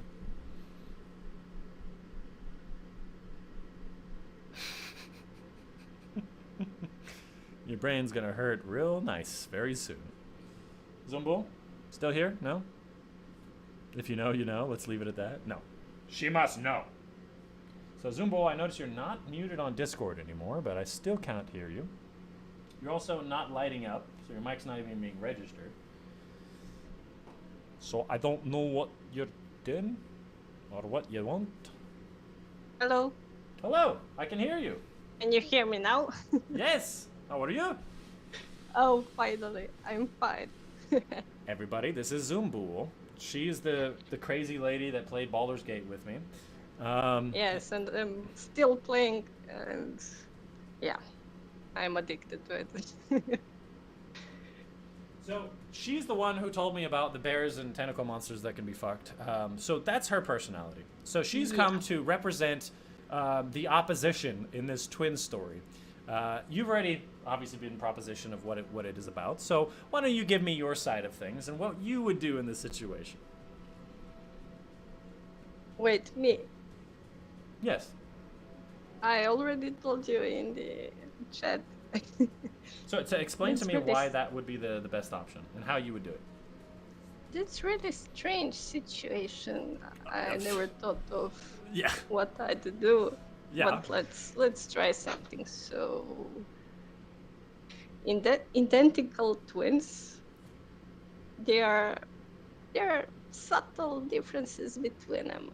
So, if you're someone who's very perceptive, you might notice little differences. But if you're like, I just wanna have that thing, you don't pay attention very much. So you can You just want to finish the job. finish the job. What are you talking about? Please be descriptive.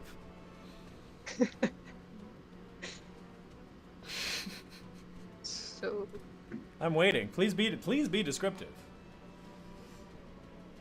okay, I'm trying. I'm really rusty with my English.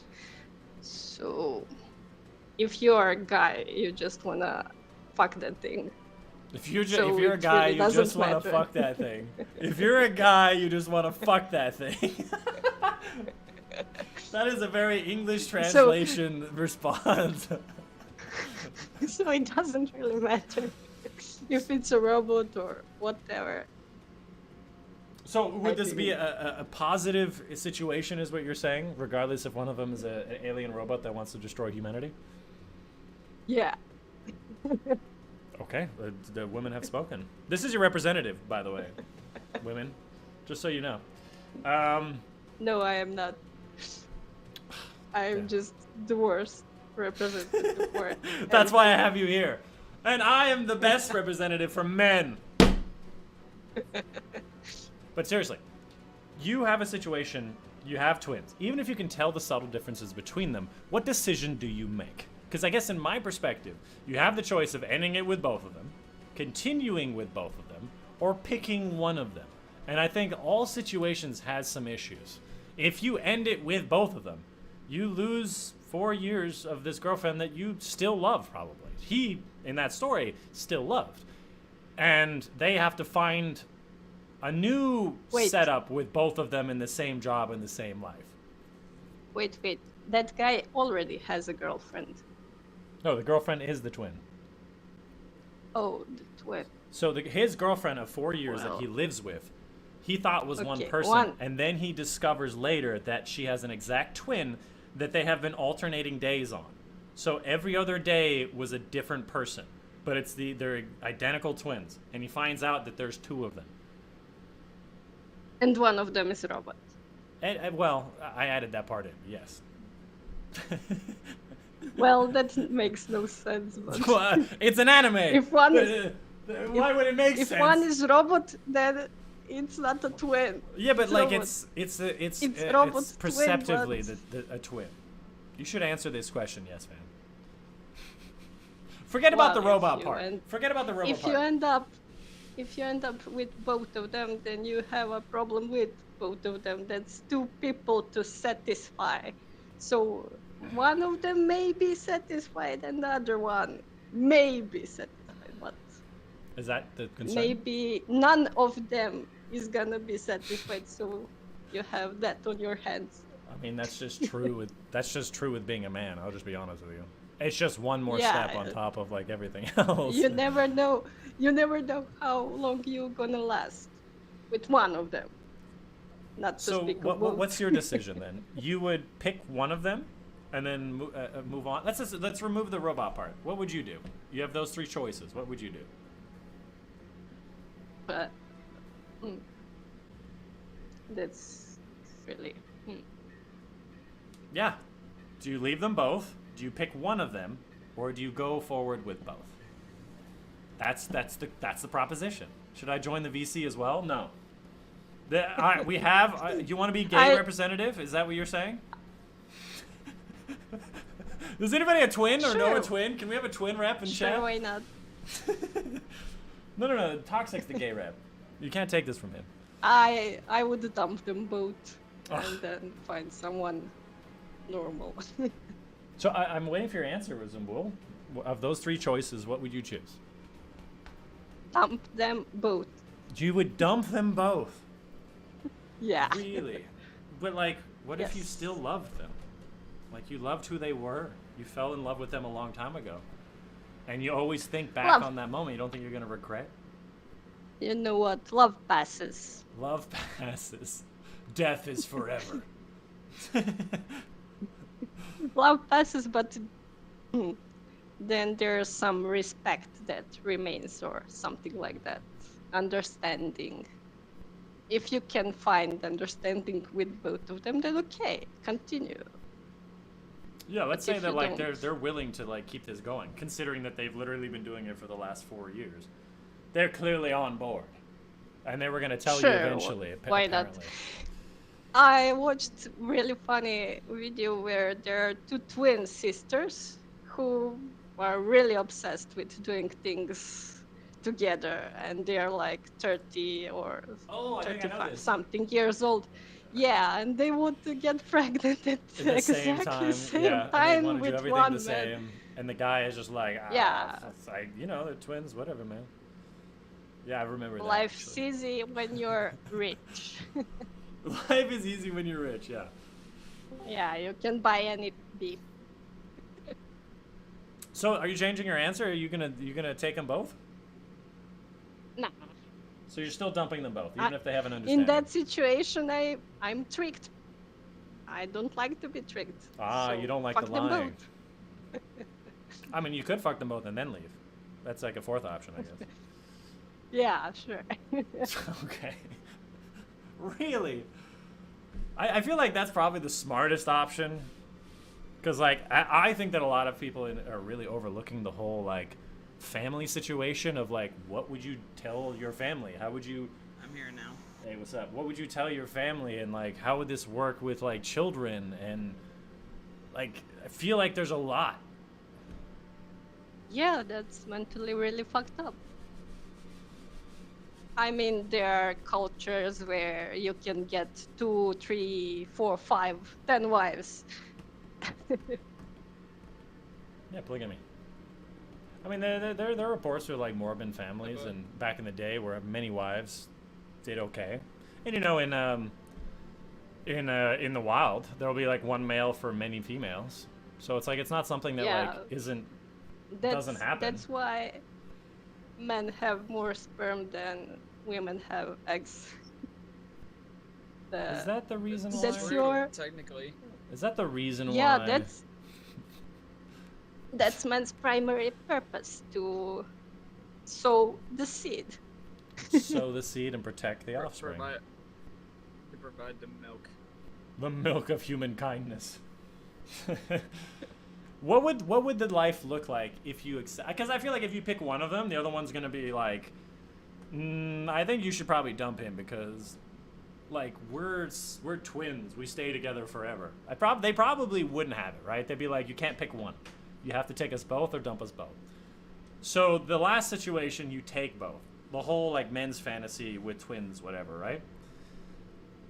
What would you do? Would you tell everybody the truth? Your family, the friends, the people who know Ting Ting, the twin? Would you tell everybody, or would you hide it a secret? And what would that be like? Would they continue living that life and you're just helping them do that?